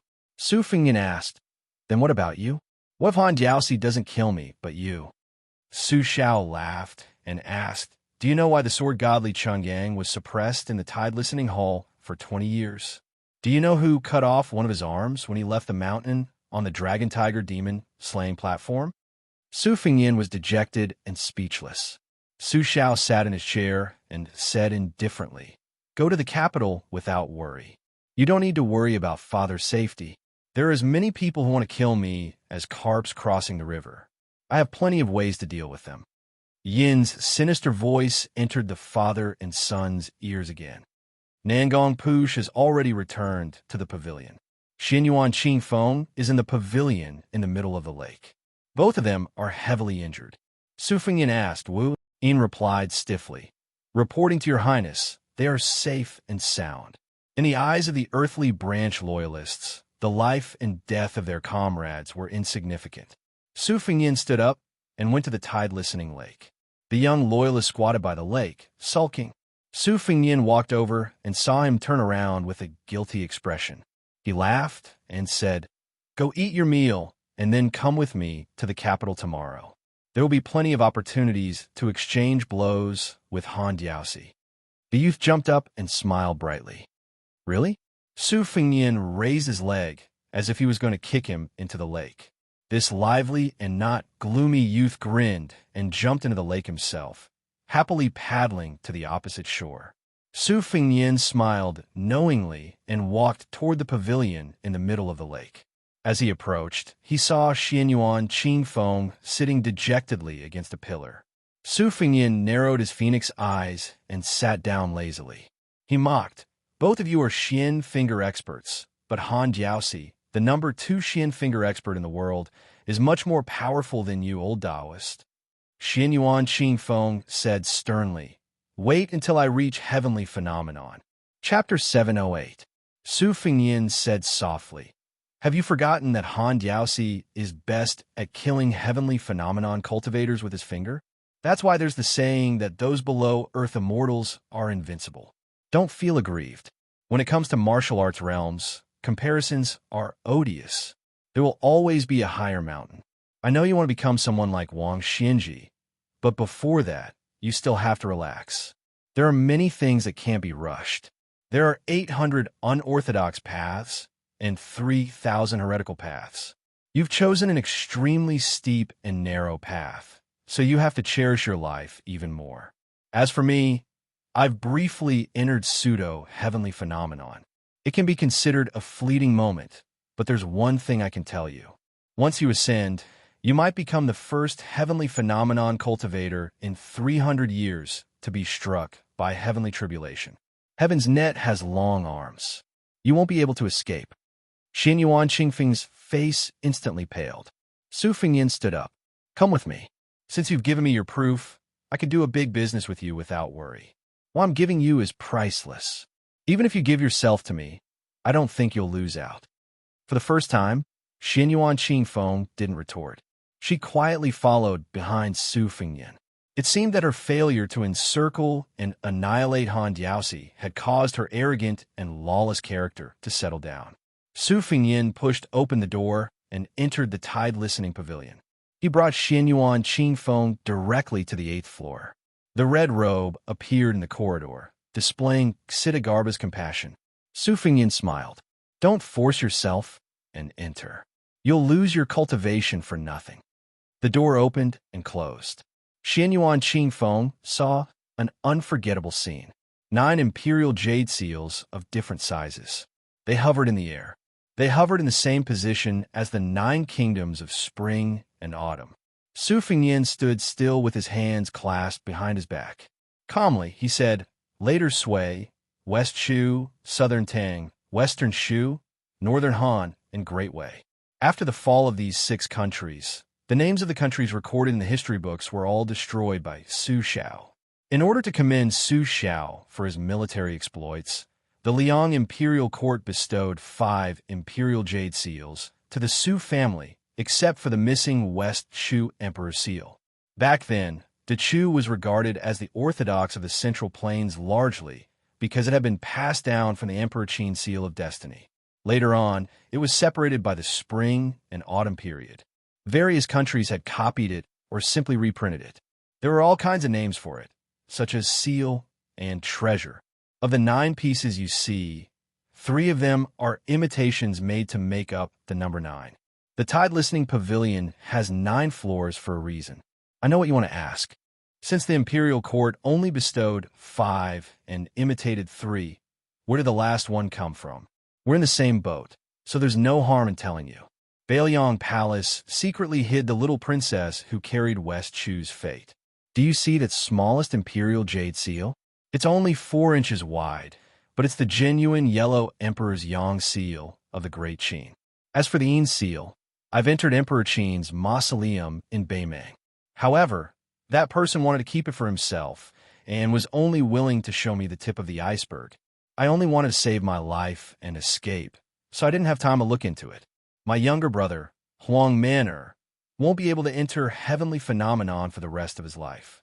Hong Shixiang abducted my older sister, and in order to return the favor, he severed the fate of the 5 nations. Beiliang didn't have a single bit of it on the surface, but it split into 3 portions and flowed into Liyang and West Chu's pillars of fate. Su Fengyan ignored Xianyuan Qingfeng's dumbstruck expression and pointed at West Chu's national seal. It was completely colorless before and looked no different from ordinary jade. However, after the bull-riding flying sword severed the fate, it shone brightly. Apart from the fact that it still can't compare to the Li Yang imitations, it's already far more brilliant than the 7 imperial seals. This talisman formation is an item that steals the fate of the world. Chao Changqing is already preparing to revive his nation, and I estimate that he'll take back West Chu's national seal in a few years. Rather than letting him take it away for nothing, I'd rather sell it to you. You can carry it with you for the next 2 years and slowly absorb it. When you reach heavenly phenomenon in the future, you can use it to resist the heavenly tribulation. Although the fate of the imperial seal is only 100th or 1,000th of that of a dynasty, if you monopolize it, I estimate that you won't become the shortest-lived heavenly phenomenon expert in the world. Xianyuan Qingfeng asked in a low voice. Then what about your little brother that my father said could only reach the finger profound realm? Su Fengyan's lips twitched. At least you still have some conscience. 1 less Great Qin Yang seal, which is bound to be lost, but there are still 8 remaining. Moreover, I'll never let my Huang Man'er enter heavenly phenomenon in this lifetime. This talisman formation is just a precautionary measure. Besides, Huang Man'er is different from you. Even if this talisman formation is beneficial to him, it's only a temporary solution. In the end, whether it's your current finger profound realm or your future heavenly phenomenon realm, it's like a child's play in front of Huang Man'er. Xianyuan Qingfeng said calmly, but I won't stop at heavenly phenomenon. Su Fengyan dismissed it with a smile. He stepped forward stealthily and reached out a hand to grab the West Chu imperial seal, like a python drawing water. As the imperial seal was pulled toward Su Fengyan's hand, a series of mysterious ripples visible to the naked eye appeared in the air. The other 8 imperial seals trembled incessantly. When Su Fengyan grabbed the imperial seal, the ripples on the surface of the water gradually became as calm as a mirror. Su Fengyan turned around and handed the imperial seal to Xianyuan Qingfeng. Her expression changed drastically, and her entire hand turned from red to purple. Su Fengyan gloated. "Hot, don't let go." Xianyuan Qingfeng endured the stabbing pain in her heart and said angrily, "Why doesn't it feel strange in your hand?" Su Fengyan said self-deprecatingly, "There's no pitiful wretch in the world who has more luck than me. If I, as the eldest son of Su Xiao, wanted to hold this West Chu imperial seal before the Iron Gate Pass intercepted and killed Zhao Kai, I'm afraid I'd have to break one of my arms if I wanted to live." Xianyuan Qingfeng almost fainted from the pain, but not only was she unmoved, she even tightened her grip on the imperial seal. Su Fengyan sighed inwardly. What an unreasonable, crazy woman. He said, "Half of your life is yours, and the other half is mine. Do you agree?" Xianyuan Qingfeng said straightforwardly, "Yes, but it'll only count if I survive after I enter heavenly phenomenon." Su Fengyan smiled helplessly. "Would it kill you to lose out a little?" Xianyuan Qingfeng snorted coldly, but there was an inexplicable smile in her eyes. Su Fengyan walked to the door. "Go downstairs yourself later." Xianyuan Qingfeng simply drifted out as soon as she stepped out of the door. Su Fengyan shook his head and closed the door. After going downstairs, he easily found White Fox in the outer corridor, who was in a daze. Su Fengyan comforted her. Hey, it's not shameful that you can't beat Han Diaosi, who's number 10 in the world. It just means you haven't entered the top 10 yet." White Fox, who was hanging from her waist, didn't say anything. She turned around and walked into the building. Su Fengyan asked, "I'm going to the capital tomorrow. Han Diaoxi will most likely come after me. Are you interested?" White Fox stopped in her tracks. "Are you that afraid of death?" Su Fengyan muttered, "You're so heartless." White Fox turned around and smiled. "Don't worry. My state of mind won't be affected and stagnant because I can't kill Han Diaoxi. I'm the same as your Bailiang cavalry. We're on the path of fighting to support ourselves. There will be a few big defeats in the future. It's fine as long as I don't die." Su Fengyan didn't give up and asked again, "You're really not going to the capital?" White Fox said playfully, "Why? Do you think you'll lose face if you don't bring me, the #1 beauty in the world, with so many beauties in the capital?" Murderous intent, murderous intent. Su Fengyan, whose crooked intentions were exposed, fled downstairs in a panic. White Fox didn't chase after him. After crossing the threshold of this floor, her state of mind calmed down inexplicably. She said sadly, "I didn't expect this place to become my home. Where should I die in the future?" The afterglow faded and the twilight gradually deepened. Su Fengyan unknowingly came to the lakeside cottage among the reeds. He didn't look for Pei Nanwei, who lived here alone. Instead, he walked along a dirt path that led to the tide-listening lake. Perhaps it was because she had stepped on it so many times that it was flat and soft. The autumn reeds that were taller than a man gradually turned frosty white. The wind blew like fluffy snow. A wooden ferry that was dozens of feet long was built beside the lake. Su Fengyan took off his shoes and socks and put them aside. He lay back and closed his eyes to rest. After an unknown period of time, he heard a faint sound. The barefoot woman sat down beside him with her arms around her knees. After a long silence, she finally said, "Now I'm happy. You're worse off than me. It's karma." Su Fengyan didn't open his eyes. He said softly, "Reed ropes made from reeds can be used to hang and ward off evil spirits. Spring reeds can be used to make flute membranes. Whether it's to ward off evil spirits or flute membranes, the reeds are not for you to make scarecrows to curse me." Pei Nanwei rested her chin on her knees. A cool breeze brushed her face. She said softly, "According to the laws of the vassal states, this year the vassal king is going to the capital to meet the emperor. Are you going? If you're going, take me with you. I've never been to Great Peace City in my life. I want to take a look. After that, I'm willing to die of old age here." Su Fengyan stood up. He broke off a reed and sat on the edge of the wooden bridge. "I'm going to the capital, but I'm not taking you with me." Pei Nanwei said calmly, "Fine, then I'll continue to make scarecrows to curse you to die a horrible death." Su Fengyan turned his head and said, "Do you believe that I'll slap you into the water with one slap?" Pei Nanwei shook her head. Su Fengyan turned his head and ignored this woman who had always been muddle-headed. Pei Nanwei sat next to him and then lightly kicked his foot. "Take me with you? I only have one unfulfilled wish in my life. I could be your servant girl." Su Fengyan firmly said no. "Not only will I serve you tea and call you grandpa, but I'll also massage your shoulders and call you Gongzi. I don't care. I'll play chess with you and help you study. How much is it worth? When you're not happy, this servant will smile and be willing to be hit. I have tender feelings for the fairer sex. Warm the bed." "What? Warm the bed. Good, it's a promise. We'll leave for the capital tomorrow. Remember to bring some elegant and beautiful clothes so you can wear them. Don't forget rouge and powder. It's not good to put on too much. Just a little is enough. Then there's the time to warm the bed." "I'm not going." "You're really not going?" This place is pretty good. You want to fight with me?" Su Fengyan stood with a smile. He bent down and placed the autumn reed on her lap. Then he picked up his boots and socks and left the reed marsh. Chapter 709. 3 chapters, more than 13,000 words have been updated. P.S. I won't stop updating tomorrow.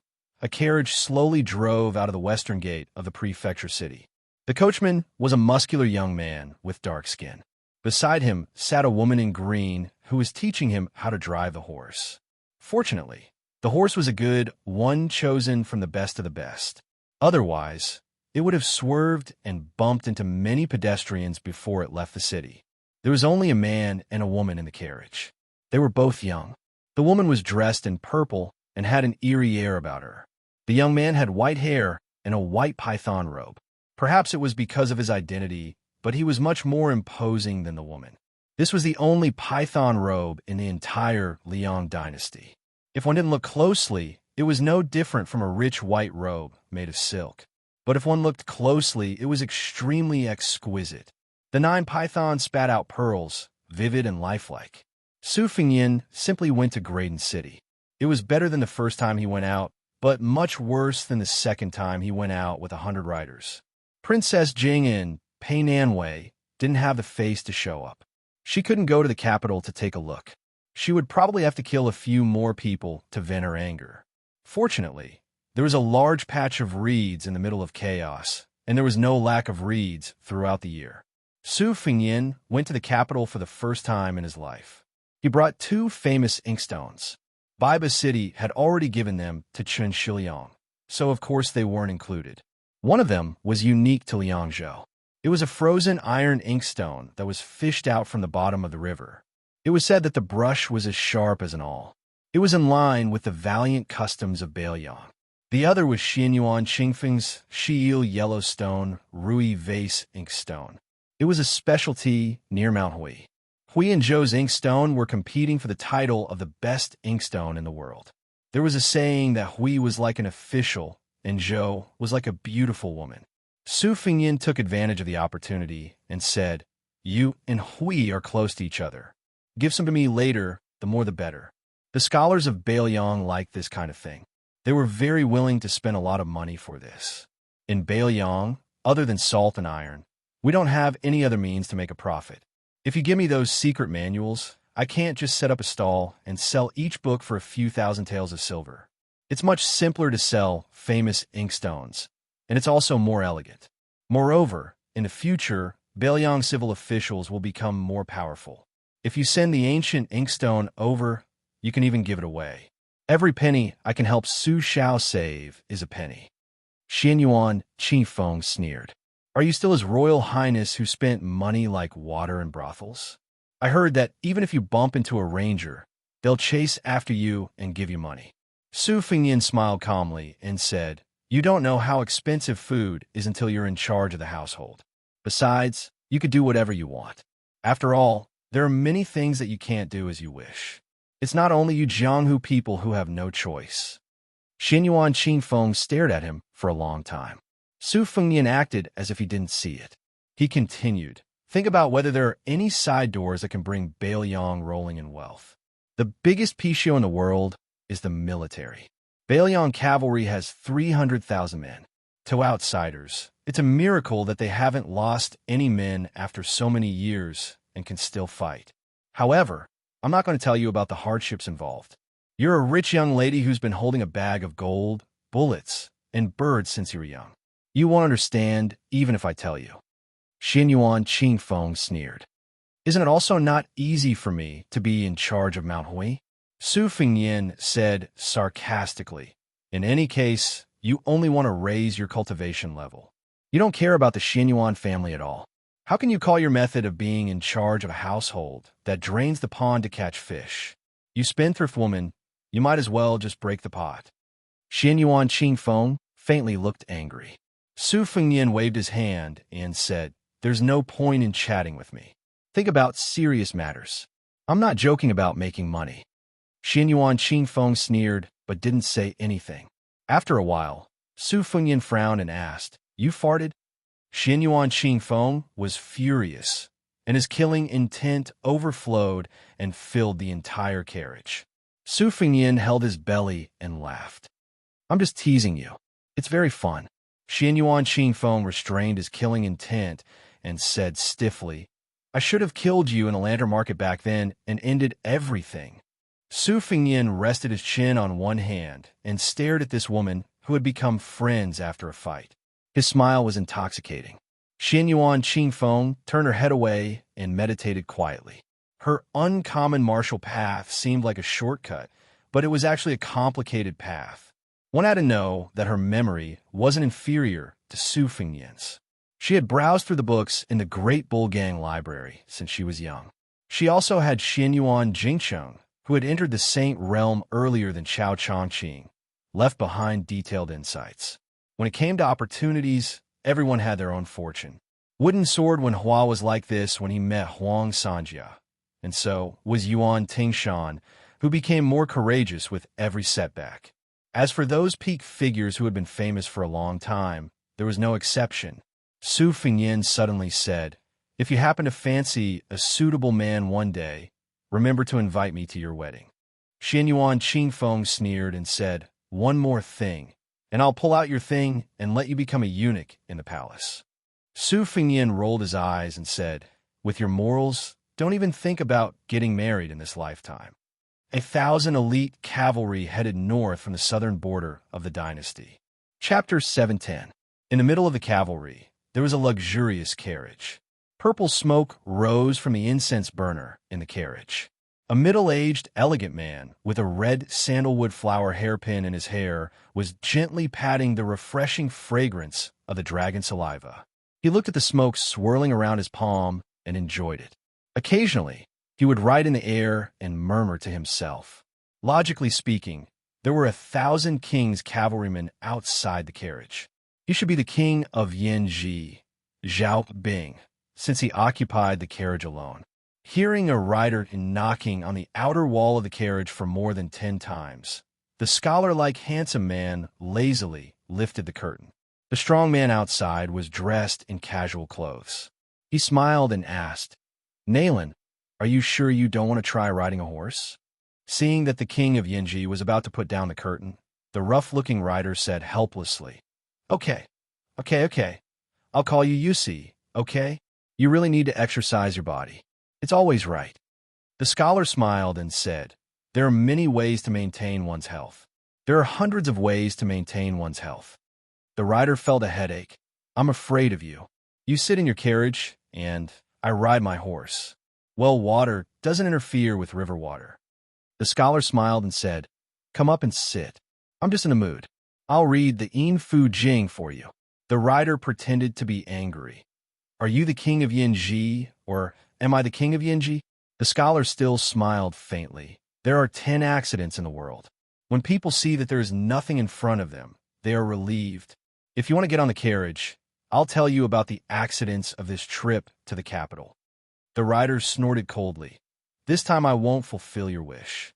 The gentle man who was called Naylan and then changed to UC smiled and put down the curtain. The rider sighed heavily and obediently got on the carriage. The rider, king of Yanji, Zhao Bing. The scholar was the dynasty's most famous strategist, Naylan UCI. King of Guangling, Zhao Yi, took 800 cavalry to the north of the capital. Before leaving, he made a special trip to say goodbye to the administrator, Sun Shiji. As a result, he was given a big cold shoulder. There were more than 10 carriages in this cavalry group, and the 2 largest carriages belonged to the vassal prince, Zhao Yi's son, Zhao Yuang, whose weight added up to 700 caddies of meat. The road that had long since been cleared of passers-by was spacious and quiet. The carriages traveled side by side. Crown Prince Zhao Yuang, who was as fat as a pig, pulled open the curtain and shouted, "Father, isn't that old son too arrogant? Not even giving you face. Are you trying to rebel?" Inside the carriage, Prince Guangling was like a small mountain. The 2 beautiful maids could only sit on his thighs. Zhao Yi threw a glance at one of the beauties. She smiled charmingly and lifted the curtain. Only then did Zhao Yi say lazily, "Power, thank you for your auspicious words. It would be better if the Grand Preceptor rebelled." The chief strategist of the spring snow building rolled his eyes. Beside him was a famous general of the dynasty, Lu Sheng, who was riding a red horse, looking majestic and heroic. The 2 formed a sharp contrast. The strategist with 2 tufts of goatee lifted his sore buttocks and rode closer to Lu Sheng, who would be the 9th general after entering the capital.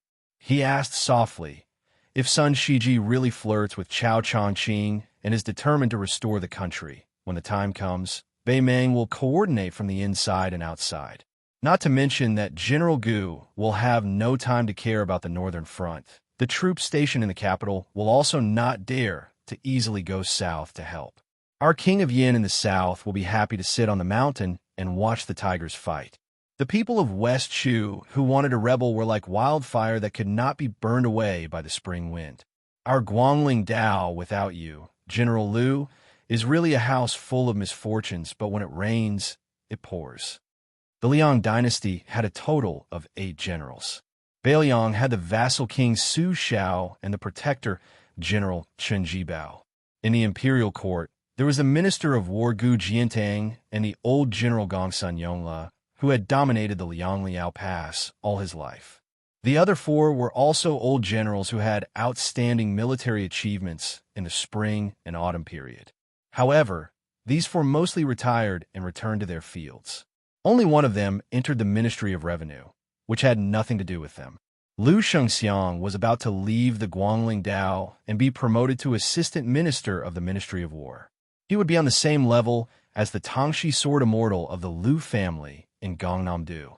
During the spring and autumn period, there were many exciting battles, such as the battle at the Imperial Concubine's Grave, the bitter battle of the Western Wall, the 10-year-long battle at Xiangfan City, and General Gu Jiantang's invasion of Xianxia. However, the 2 battles that were praised by the militarists as the most agile were Chu Lushan's opening of Shu and Lu Xiangxiang's invasion of Dongyue on a snowy night. Lu Xiangxiang was one of the few famous generals in the world. Without a doubt, he went to the capital to enter the Ministry of War that Gu Jiantang had gradually left. It was more natural than Liu Baijie, who had no achievements. Lu Xiangxiang laughed coldly. If son Shiji dares to rebel, I dare to kill him myself. The advisor with the goatee, who was known as the Lord of the Spring Snow Building, laughed. The king of Jiaodong, Zhao Sui, led 500 cavalrymen down south. He was the only vassal king who went down south to meet the emperor.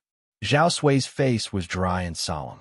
He sat in a simple carriage and was deeply worried. His son, Zhao Yi, blended into the cavalrymen and was exactly the same as the ordinary cavalrymen. Because of his good relationship with Su Xiao in the early years, he had been troubled by him for so many years. That year, he fell into a trap set up by the capital. More than 30 of his elite subordinates were demoted or sent away. People's hearts were shaken and their vitality was greatly damaged. They had not recovered yet. Zhao Sui put down a military book in his hand and smiled bitterly. Lame Su will definitely not be willing to come. I don't know if the notorious nephew has the courage. 300 cavalrymen set off from Xiangfan City. It was the same as the relationship between the king of Yin and Nalen Yusi. The one who rode the carriage was not the king of Jing in Zhao Sun, but the blind advisor. Zhao Sun felt refreshed. With Lu Su's strategy, the Song family, which was supposed to dominate the literary world for 3 generations, collapsed like a paper tiger. This old man's Song vomited blood on the sickbed and died of anger. The king of Huainan, Zhao Ying, who was recognized as the most cowardly person in the dynasty, only brought a few dozen cavalrymen to the capital. He was drunk in the carriage. Looking at the many jars of wine at his feet, he was probably drunk more than sober. When he was sleeping, a lone cavalryman brushed past his pitiful cavalryman. It was the white-clothes plumb wine of Shishu. Chapter 711. When Hua, who was still carrying a wooden sword, fell to grieve the entire way. With great difficulty, he finally managed to escape from northern Mang to Liang's borders. Originally, he wanted to make a trip to northern Liang first and present the entire set of erotic paintings that he had painstakingly bought to Little Nian. In the end, old man Huang refused, saying that he wanted to send him on his way. When Hua was so angry that he was about to die, the penniless wanderer immediately prepared to walk to northern Liang. But he never thought that old man Huang would threaten him that he would not be able to meet him in the capital after he left. Even after one Hua let loose a torrent of abuse, he still insisted on going to northern Liang. For the first time ever, old man Huang softened his tone, saying that they would meet sooner or later and that they might even meet in the capital. Only then did old man Huang give up on Wen Hua's idea. The two of them bought a worn-out carriage. Wen Hua, on the other hand, was already very content with his life. However, after traveling for a few li, He urged Old Man Huang not to ride a carriage. They were both people of the Jianghu who had practiced martial arts, so they needed to train and temper their bodies. Thus, the two of them might as well ride a horse. How could Old Man Huang not know that this brat wanted to ride a horse alone to show off his wealth, so that he could show off his meager prestige? In truth, he did not agree at first, but later on, he could not stand when Hua's nagging and had no choice but to fork out money to buy him a mule. Even until now, the wanderer, who was so useless that he only had a wooden sword, did not pay attention to particular things. Riding a mule like a fine horse, he was still very proud of himself. With the mule under his buttocks, when Hua, who has the world in his hands, asked with a mischievous grin, "When we arrive at the capital, who should I find to compete with?" Let me say this first. When I fought in the arena to steal a bride and was beaten down, Xianxia would carry me away. When the time comes, don't leave me to die. Old Man Huang, who was driving the horse, said indifferently, "Dongyue sword pools by Xianxia." When Hua gasped and laughed mischievously. "Dongyue sword pool? I've heard that they're extremely powerful. Can you change to another one? It's not that I'm afraid of them, but when experts exchange blows, they should at least let me warm up first, right?" Old Man Huang sneered. "Sure, Qi Jiajia." When Hua asked cautiously, "What do you do? Among the 18 martial arts, which one do you practice?" Old Man Huang said unhappily, "The #1 swordsman in the capital." When Hua smiled apologetically, "Old Man Huang, didn't I ask you to find an expert who's slightly inferior? His reputation is so great, it's not suitable." Old Man Huang asked, "Find someone with a smaller reputation?" When Hua shamelessly nodded with all his might. "Let's do it slowly, step by step. You won't become a fatty in one bite, right?" Old Man Huang nodded. "Then find a woman called Suhua, the maid of a swordsman. Is that okay?" When Hua really did not have the face to say no. After pondering for a while, he felt that a maid could not be that fierce. He patted his chest and said heroically, "Sure, why not? If you're a man, you can't say no." Old Man Huang glanced at him when Hua was enraged. He said angrily, "I'm just a fledgling who hasn't tasted meat. So what? Why don't you find me a woman with a thin waist, a bun, and a big butt?" Old Man Huang said calmly, "Okay, I'll find you one." When Hua asked probingly, "You're not bluffing me? Don't paint a picture on paper. At that time, I'll hate you for the rest of my life." Old Man Huang simply couldn't be bothered to speak. When Hua was amused for a moment, and then he asked with slight melancholy, "Old Man Huang, what realm am I at exactly? You only taught me 2 moves, and I started practicing the sword late.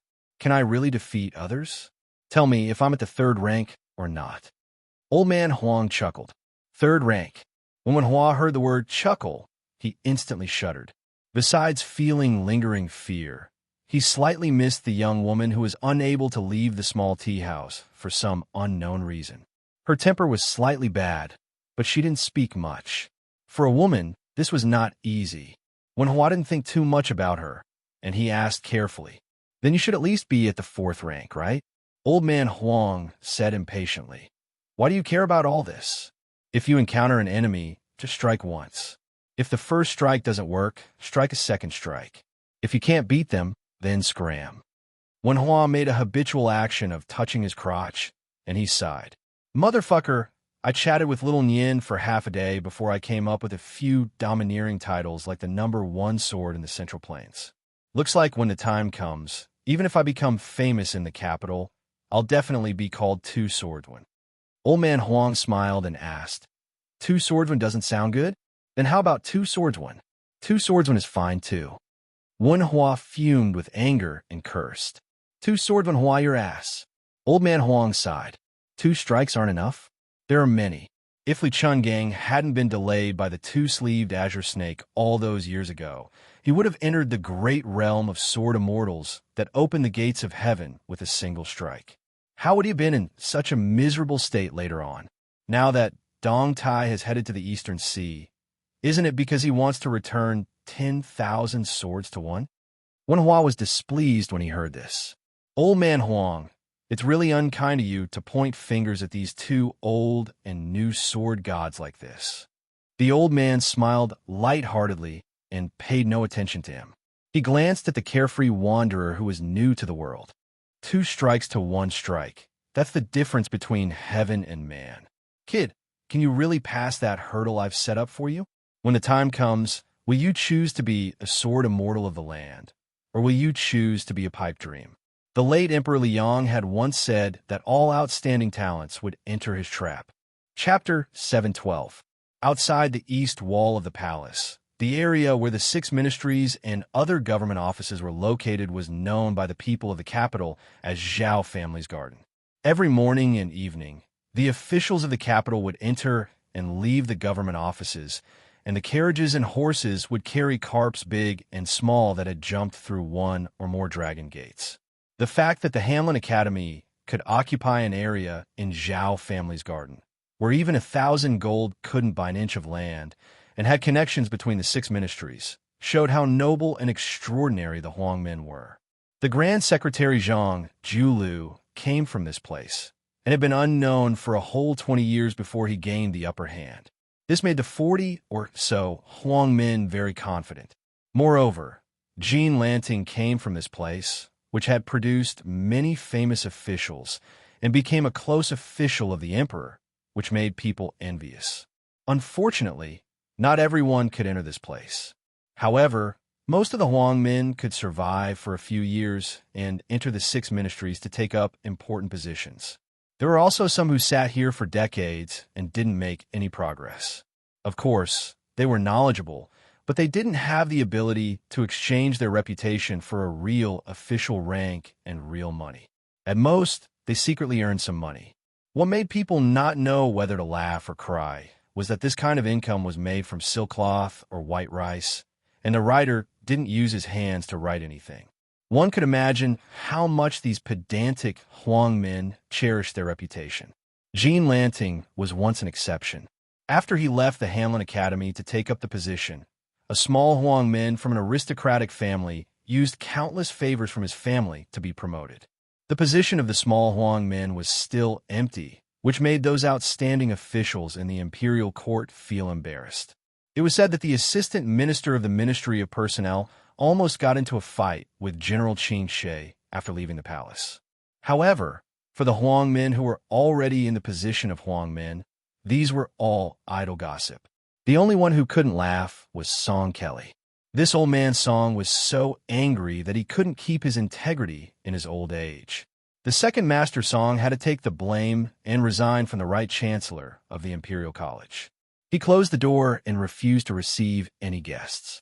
He finally won a little in the open and covert competition with the Left Chancellor Lu Daolin, but suddenly he was defeated and disappeared. As for the young phoenix of the Song family, she wasn't affected, but in the Hanlin Academy, she was on the verge of collapse. Those who seemed to be close friends with gentlemen were gradually getting closer to her, and her face was even more fickle than a woman's. There was only one person who was the laughingstock of the Hanlin Academy. He was originally just a nodding acquaintance with Song Kelly, but now that the Phoenix was in trouble, he took the initiative to get closer to Song Kelly. Today, he brought a pot of apricot wine to Song Kelly to learn from each other. In the Liang Imperial Court, only the Hanlin Academy allowed drinking during the day. As long as it didn't affect official business, it didn't matter if they were sleeping or snoring. His Majesty once visited the Hanlin Academy without warning in winter a few years ago, where he saw a drunken Huangman who was still reciting poems in his sleep. Everyone was scared silent. Unexpectedly, the emperor, who was known for his diligence, just smiled and put a fox fur coat on that guy.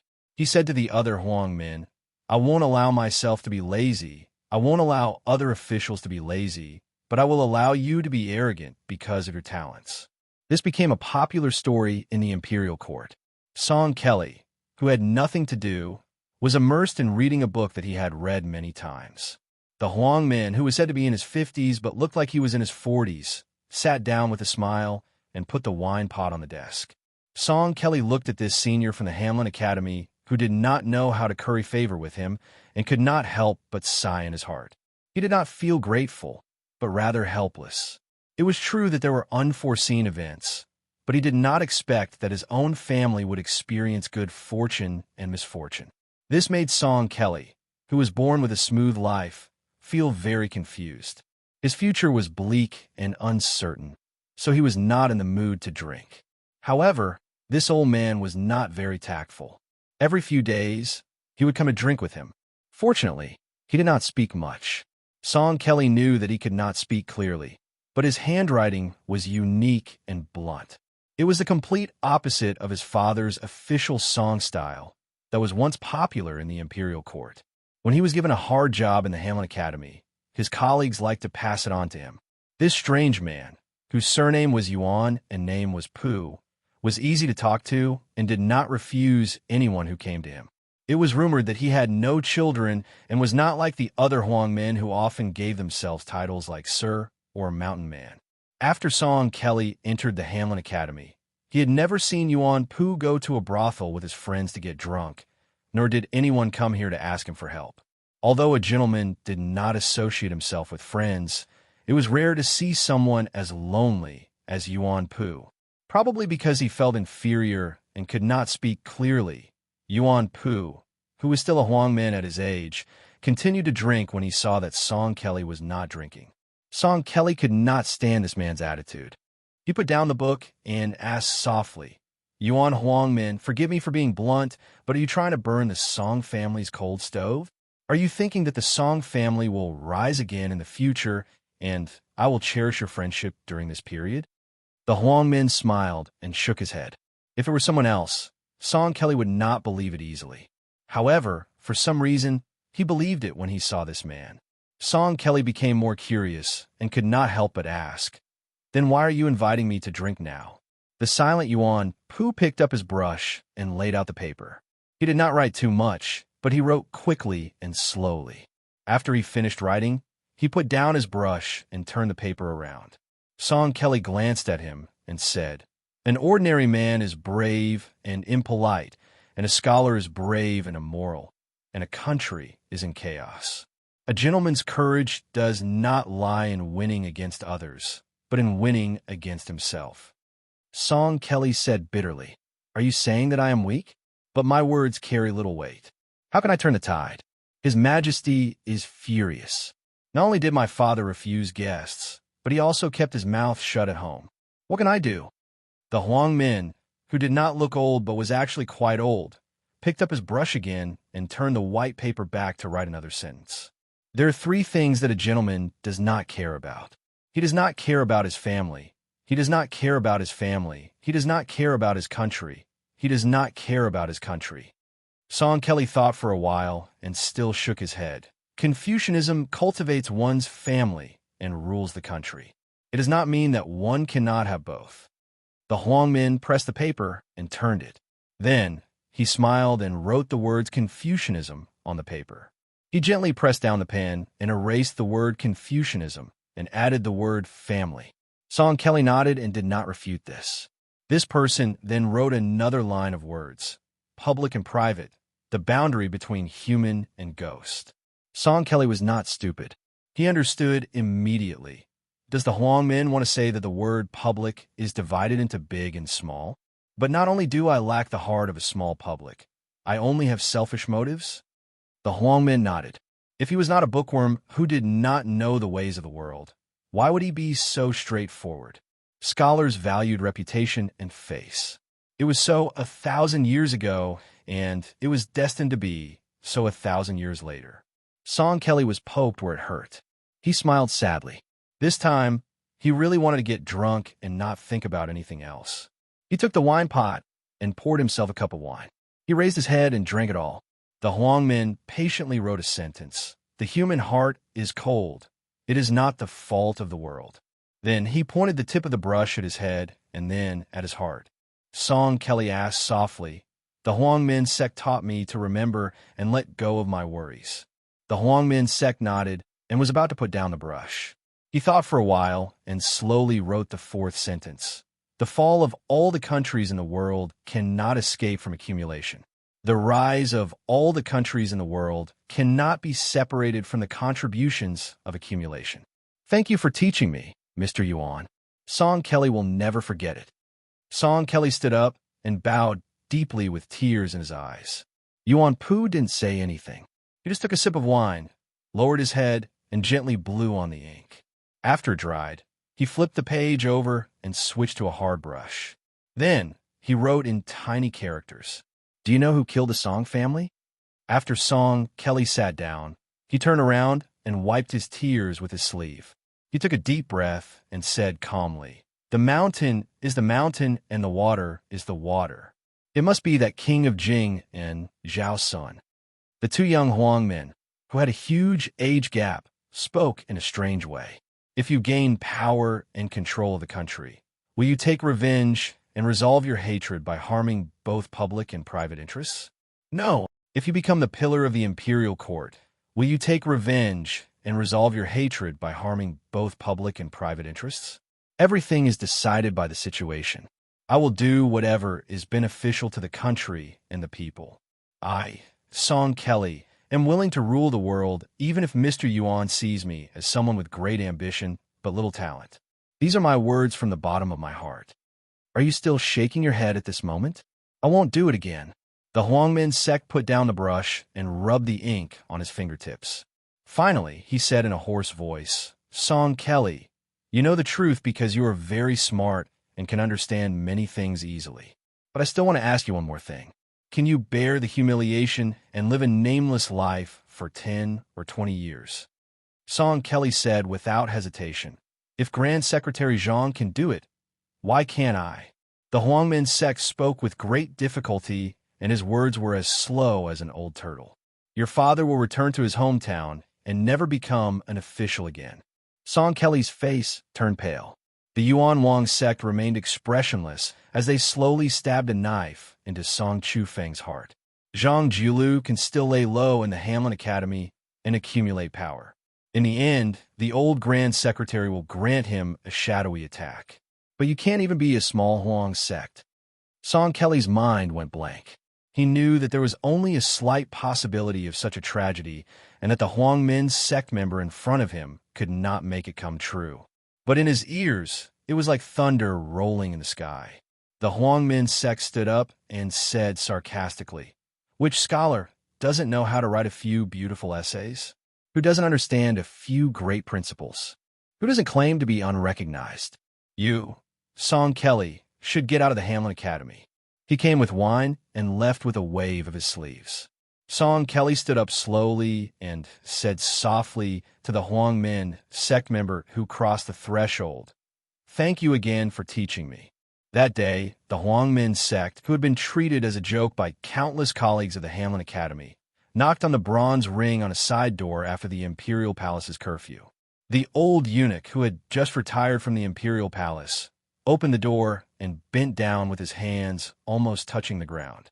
He did not say anything and did not accompany the Huangmin sect member. Perhaps even the old eunuchs who had been on duty for decades did not know that there was a side door that led directly to the emperor's residence. There was no one on the way.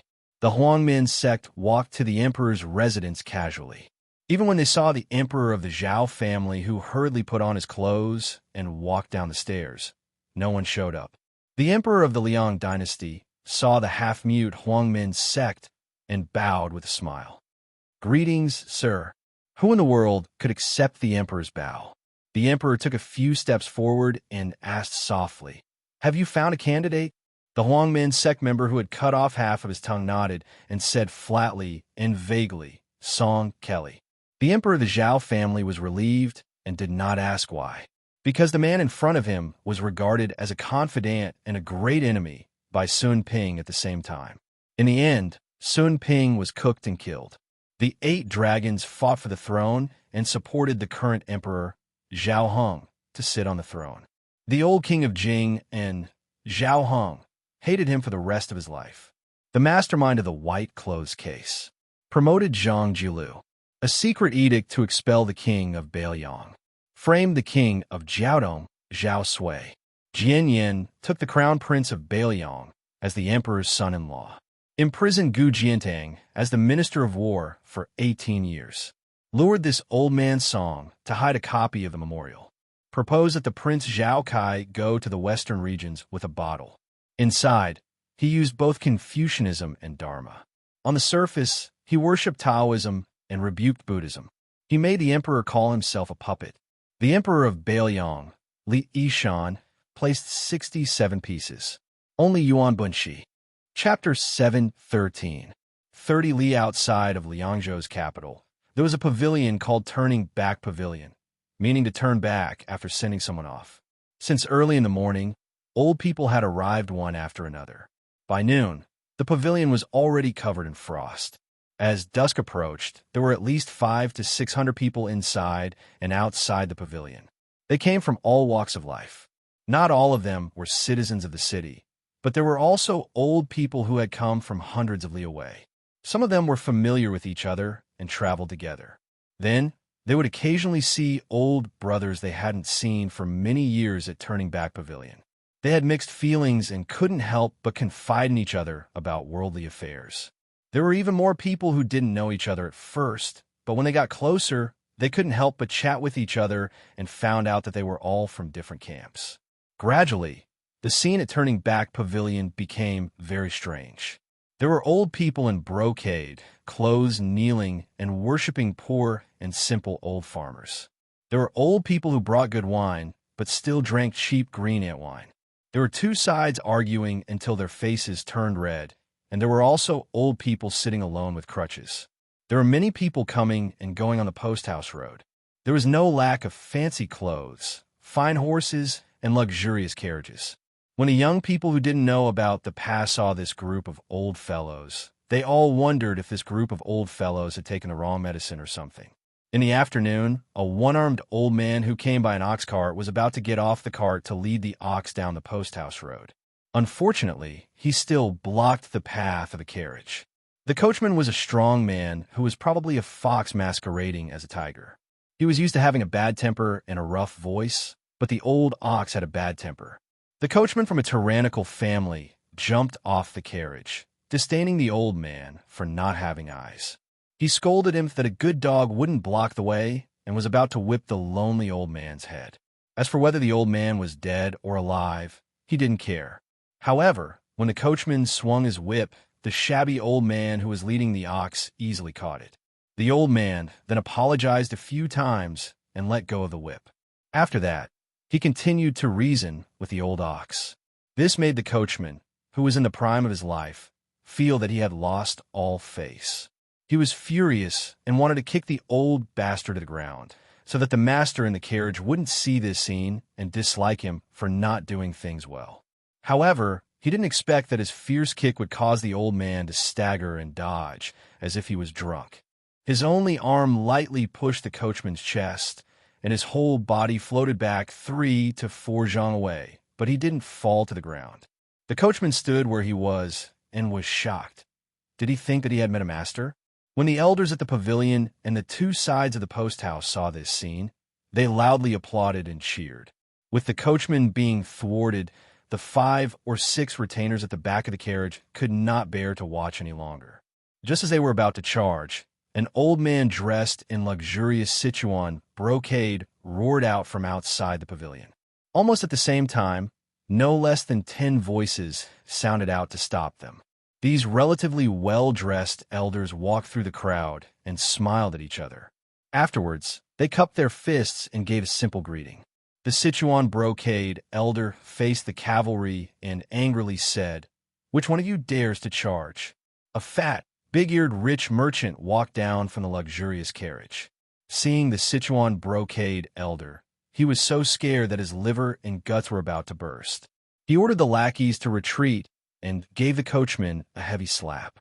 Only then did he kneel and say with a trembling voice, "Subordinate Song Long greets Yuzhou General." The Sichuan brocade elder said expressionlessly, "You know lousy, but lousy doesn't know you. Who do you think you are?" Scram. Song Long was a 6th-rank civil official in Liangzhou. He had once seen this General Zhou at a banquet at the end of the table. Although Elder Zhou had just retired from the prestigious position of Yuzhou General, he still had countless disciples. Even great generals like Zhong Hongwu and Yin Wenwan had to be courteous when they saw this person. How could a mere 6th-rank civil official like him go against him? The Bailiang Circuit only governed 3 provinces. Other than the first-ranked generals in the border army that guarded the border, the generals of Liangzhou, Yuzhou, and Lingzhou held great authority. Liangzhou was adjacent to Beimang and was far from being comparable to the Lingzhou general. The title of general of the 3 provinces was not just a general without a tiger tally. Even if Song Long was given 10 times the courage of a bear, he would not dare to provoke Elder Zhou. A tall old man walked out at the same time as the former Yuzhou general Zhou Kong. Compared to Zhou Kong, he was slightly younger and more robust. Looking at the one-armed old man who came on the ox cart, his eyes filled with tears. He immediately knelt on the road and sobbed. Lotus Seed Camp's old soldier, Yuan Nanting, greets General Lin. Song Long, who was just thinking about how to appease Elder General Zhou, felt his heart tremble when he heard this. Yuan Nanting, the White Feather Cavalry, the #1 archer in the Bailiang army, had been split into 3. After one of the Bailiang's 4 fangs, Wei Fuqing, rushed to western Shu, General Yuan Nanting monopolized 2 of them.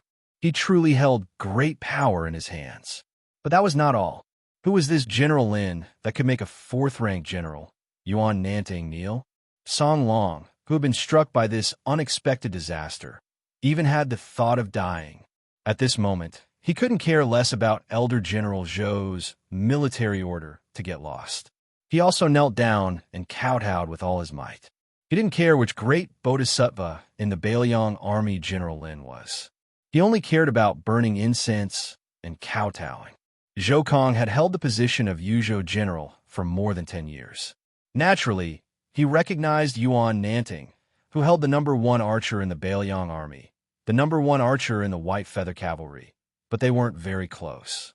The Bailiang army's invincible iron cavalry was formed in the 2 Liao provinces. Later, when they went south, they became braver and braver as they fought in the War of Spring and Autumn. They continued to grow stronger and stronger, which made their composition extremely complicated. Zhou Kong and Yuan Nanting came from different factions. However, when Yuan Nanting knelt down and called him General Lin, Zhou Kong immediately knew who the one-armed old man who was more than 10 years older than him was. He was the first leader of the Lotus Seed Camp, the 18th headquarters, Lin Dofang. In order to save the great general, one of his arms was chopped off. The great general once personally said that if Brother Dofang had a daughter or granddaughter, they would be Su Zhao's daughter-in-law in the future. However, after the great general was bestowed the title of king, there was no longer any news about old General Lin. Fortunately, Zhou Kong was able to meet this person. Even the arrogant and conceited Zhou Kong was completely convinced. He cupped his fists and respectfully said, "Zhou Kong pays his respects to old General Lin." Chapter 714. The one-armed old man led the ox down the road and walked back to the roadside. After nodding to Zhou Kong, he helped Song Long up and said calmly, "It wasn't easy for the great general to train an elite troop that can dominate the world. It's not for you to show off your power to the common people. All right, Sir Song, stop kneeling. Go about your business. You don't have to worry about me, more than the common people." Song Long didn't even dare to wipe off the sweat on his forehead. He quickly nodded in agreement, afraid that he would be an eyesore and run away. This group of old men didn't take the clown Song Long seriously. Zhou Kong smiled and asked, "Why is old General Lin here?" The one-armed Lin Dofang wasn't the kind of official who was deliberately mystifying. When the Bailiang army should have been rewarded, he retreated at the top of the tide and lived as a common person for almost 20 years. He looked at the road and sighed softly. "You're still not waiting for the crown prince to enter the capital?" As an old soldier of the Lotus Seed Camp, Yuan Nanting was still respectful to his old superior, even though he had become a general. He cupped his fists and said, "Reporting to General Lin, Yuan Nanting has been waiting with my old brothers for a whole day, but we still haven't seen any cavalry or carriages passing by Turning Back Pavilion." Lin Dofang nodded and said with a smile, "On the way here, I heard that he went to Beimang and took 2 heads. Do you believe it?" Zhou Kong said with a heavy voice, "The matter of Northern Courtyard's great king, Su Huainan, and Mount Tibbing's 5th raccoon has already spread throughout northern Mang. Paper cannot wrap fire, and there is no doubt that their heads were forcibly cut off by someone. If it is only Su Huainan's death, this Zhou can treat it as the northern Mang Empress method of cooking the hound after the rabbit has been caught. However, Fifth Raccoon's sudden death also cannot be explained by internal strife in northern Mang. Now, there's intermittent news that Tao Qinji's death was also caused by the crown prince. There's also news that the Beimang devil Xialing was also killed. Later on, the crown prince met Tuoba's youngest son, Tuoba Chunsun. One of the two famous devils under his command was killed by the crown prince alone. Zhou Kong privately drew a route of the crown prince's trip to Beimang in his mansion. It was completely consistent with the time of death of these formidable characters. It should be true. All these years, we old fellows have really lost our sight. Lin Duofeng smiled and said indifferently, regardless of whether these frightening rumors are true or not, I don't really care. This time, I came to Turning Back Pavilion before I died because I heard about the fish dragon camp Su Yongwan. After his leg was broken, a young man who saved him often bought him wine before he died. The young man also promised to carry his coffin after he died.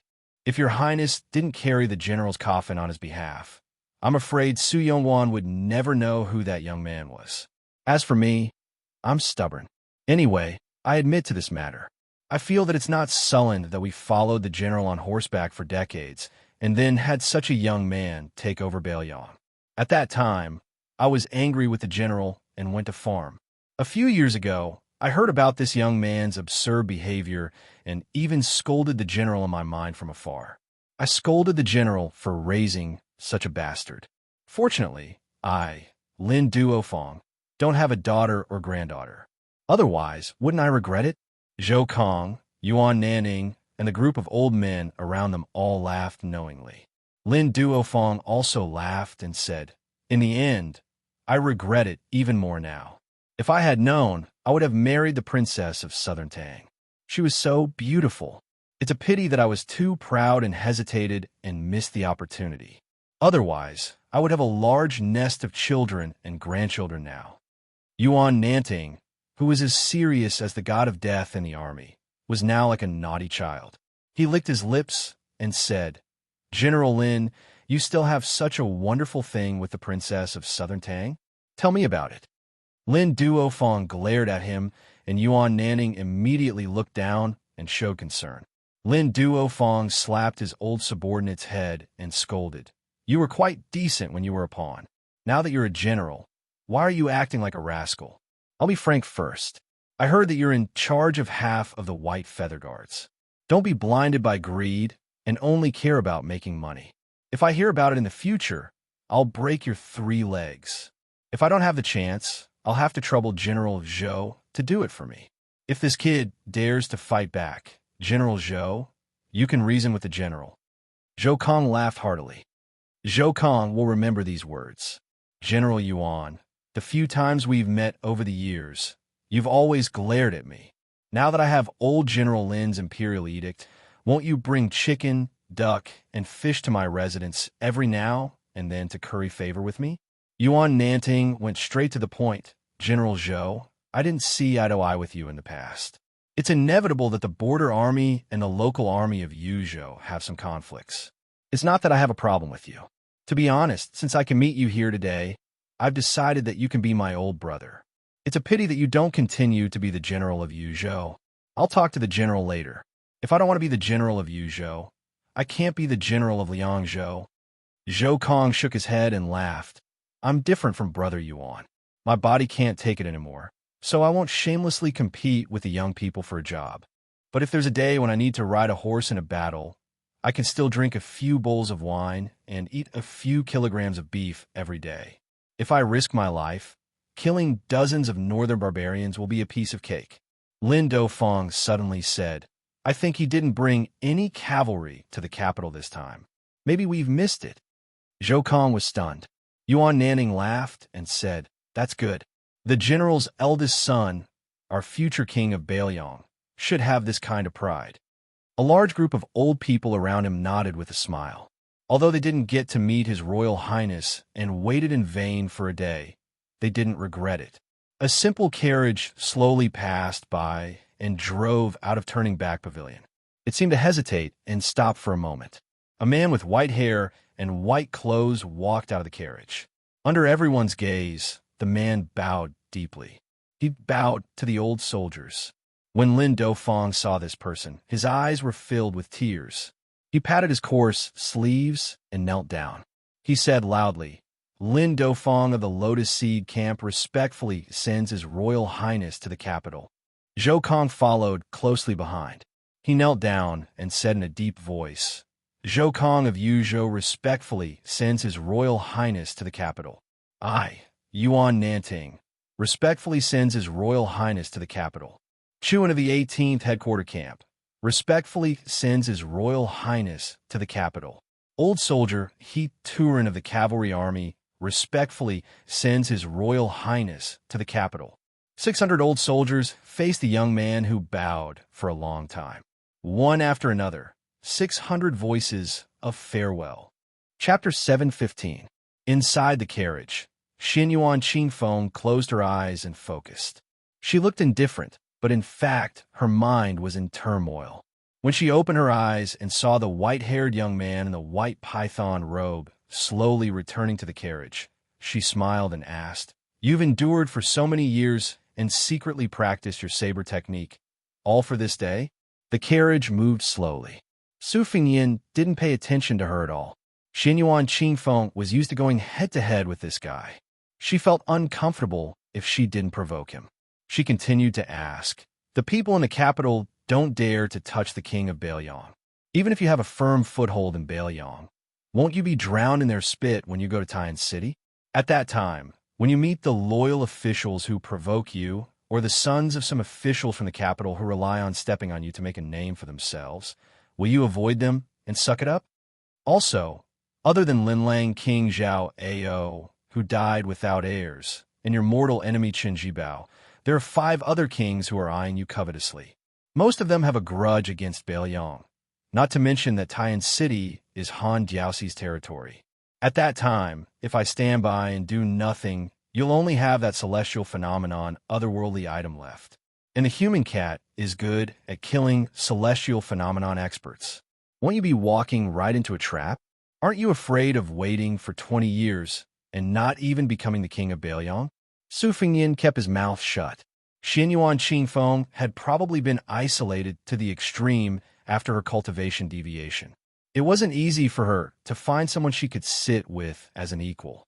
She was as talkative as a married woman and didn't think there was anything wrong with a one-man show. Facing the mirror, she carefully applied yellow flowers and asked with a playful expression, "Who will you marry in the future?" Su Fengyin frowned and said, "Xianyuan Qingfeng, can't you stop for a moment? How about you drive the carriage?" Half of Xianyuan Qingfeng's face slanted out of the mirror. Her eyes were purple and her lips were scarlet. She smiled at Su Fengyin and said, "Aren't you afraid that I'll take you directly to the Bulgang?" Su Fengyin lifted the curtain. In his field of vision was a desolate scene of yellow grass and trees. It was frost in the north, and insects were burrowing into the mud. If it was the south, it would have been long dead. Su Fengyin, for some reason, he remembered his first trip, including this trip to the capital. He had left home 4 times. It seemed that his first trip was the most desolate, but also the most unforgettable. Half of Xianyuan Qingfeng's face was exposed from the mirror. His eyes moved as he stared at the young man with gray hair. Su Fengyin finally opened his mouth and said, "I'm doing business with you with a clear price, and I don't mind you taking advantage of me. But if you're still not satisfied and watch the show when it's time for you to make a move, I have plenty of ways to make your life a living hell." Xianyuan Qingfeng laughed loudly and said, "Are you threatening me?" Su Fengyin's eyes were cold. In the next moment, a red robe that looked like a big red peony slid into the carriage. 6 arms held the purple robe. A woman and an otherworldly item flew out of the carriage. Half an hour later, Xianyuan Qingfeng returned to the carriage with a gloomy expression. Blood seeped out of the corner of her mouth. For the next 10 days, before Lidong, the two didn't speak a word. In Great Peace City, the center of Wei Wei World, an inconspicuous carriage stopped outside the gate. It was mixed in with the heavy traffic and didn't even receive a cold glance. During this period of time, Xianxia City was bustling with noise and excitement. First, it was old Master Song and his family who were in trouble. In just one night, their building was overturned. Everyone on the streets and alleys were talking about it. Most of them felt that it was not worth it for old Master Song to leave behind a secret memorial to seek a good reputation in history. It was just a small matter. Not only was it infuriating, even old Master Song and Little Phoenix were implicated. The whole family, old and young, packed up their belongings and left the capital. At that time, the people who saw them off were officials from the 3 provinces and 6 ministries, scholars from the Imperial College, and many other members of the royal family who were not involved in power. After the Song family lost power, it was time for the 5 princes to enter the capital. The Prince of Jiaodong, Zhao Sui, entered the capital first, followed by the Prince of Huainan, Zhao Yi, followed by the Prince of Guangling, Zhao Sun, the King of Jing'an, and Zhao Bing, the Prince of Yanxi. This made the imperial vassal office, as well as the Minister of Rights and the Assistant Minister of Rights, very busy. They probably lost a few pounds of weight. But the biggest sensation was the white-robed Chun Zhibao of Western Shu. When he rode into the city, it was the first time since the white-robed monthly Dongxin that the streets were empty. It was the first time that the streets were empty since the white-robed monthly Dongxin. That day was the Frost Festival. This war sage was dressed in white, riding a white horse, and drinking plum wine. Even the old enemies of Northern Liang, who had only heard of his name and never seen him before, were deeply impressed by his unparalleled scholarly bearing after seeing him with their own eyes.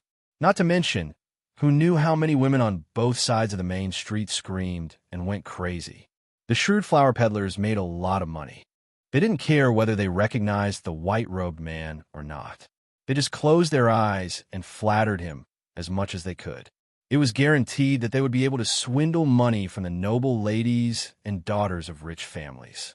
When Su Fengyin lifted the curtain and looked up at the majestic city wall, he said calmly, "I didn't want to get off the pavilion of turning back because I was afraid that I would let down their expectations. Your situation in Mount Huishan is different from mine in Bailiang. Sometimes I vent my anger on you. You're a heroine who aspires to reach the peak of martial arts. Don't lower yourself to the level of a common person like me, who is an expert." Xianyuan Qingfeng, who had originally planned not to say another word to him on this trip to the capital, suddenly said softly, "Why don't you just become the emperor? Before I can enter the heavenly phenomenon stage, I'll work for you." Su Fengyin smiled. "I suddenly thought of a good way for you to get back at me. After you get off the carriage, you start shouting that the crown prince of Bailiang is going to rebel and become the emperor. You'll definitely make me suffer." Without waiting for Xianyuan Qingfeng to speak, Su Fengyin waved his hand behind him and said, "Don't take it seriously." Su Fengyin said to Bluebird, "Let's go to the Damayai post house." Putting down the curtain, Xianyuan Qingfeng frowned. "You're not going to let the officials of the Ministry of Rights make a big fuss?" Su Fengyin smiled. "The Minister of Rights, Lu Daolin, is related to the Su family by marriage. When the time comes, I'll just pay them a visit." Xianyuan Qingfeng smiled. "It's true that national laws are inferior to family laws." Su Fengyin said helplessly, "Don't open a dye house just because I give you some color." Xianyuan Qingfeng suddenly asked, "Have you not spoken sweet words to a woman for many years?" Su Fengyin closed his eyes. "I'm so hungry that I don't have the energy to think." After handing over their residence certificates, the carriage slowly entered the main city gate of Great Peace City. The main road, which could accommodate 10 carriages side by side, led directly to the palace. It was bustling with activity. Xianyuan Qingfeng lifted the curtain and looked inside. After a few glances, he put it down. "It's just like that.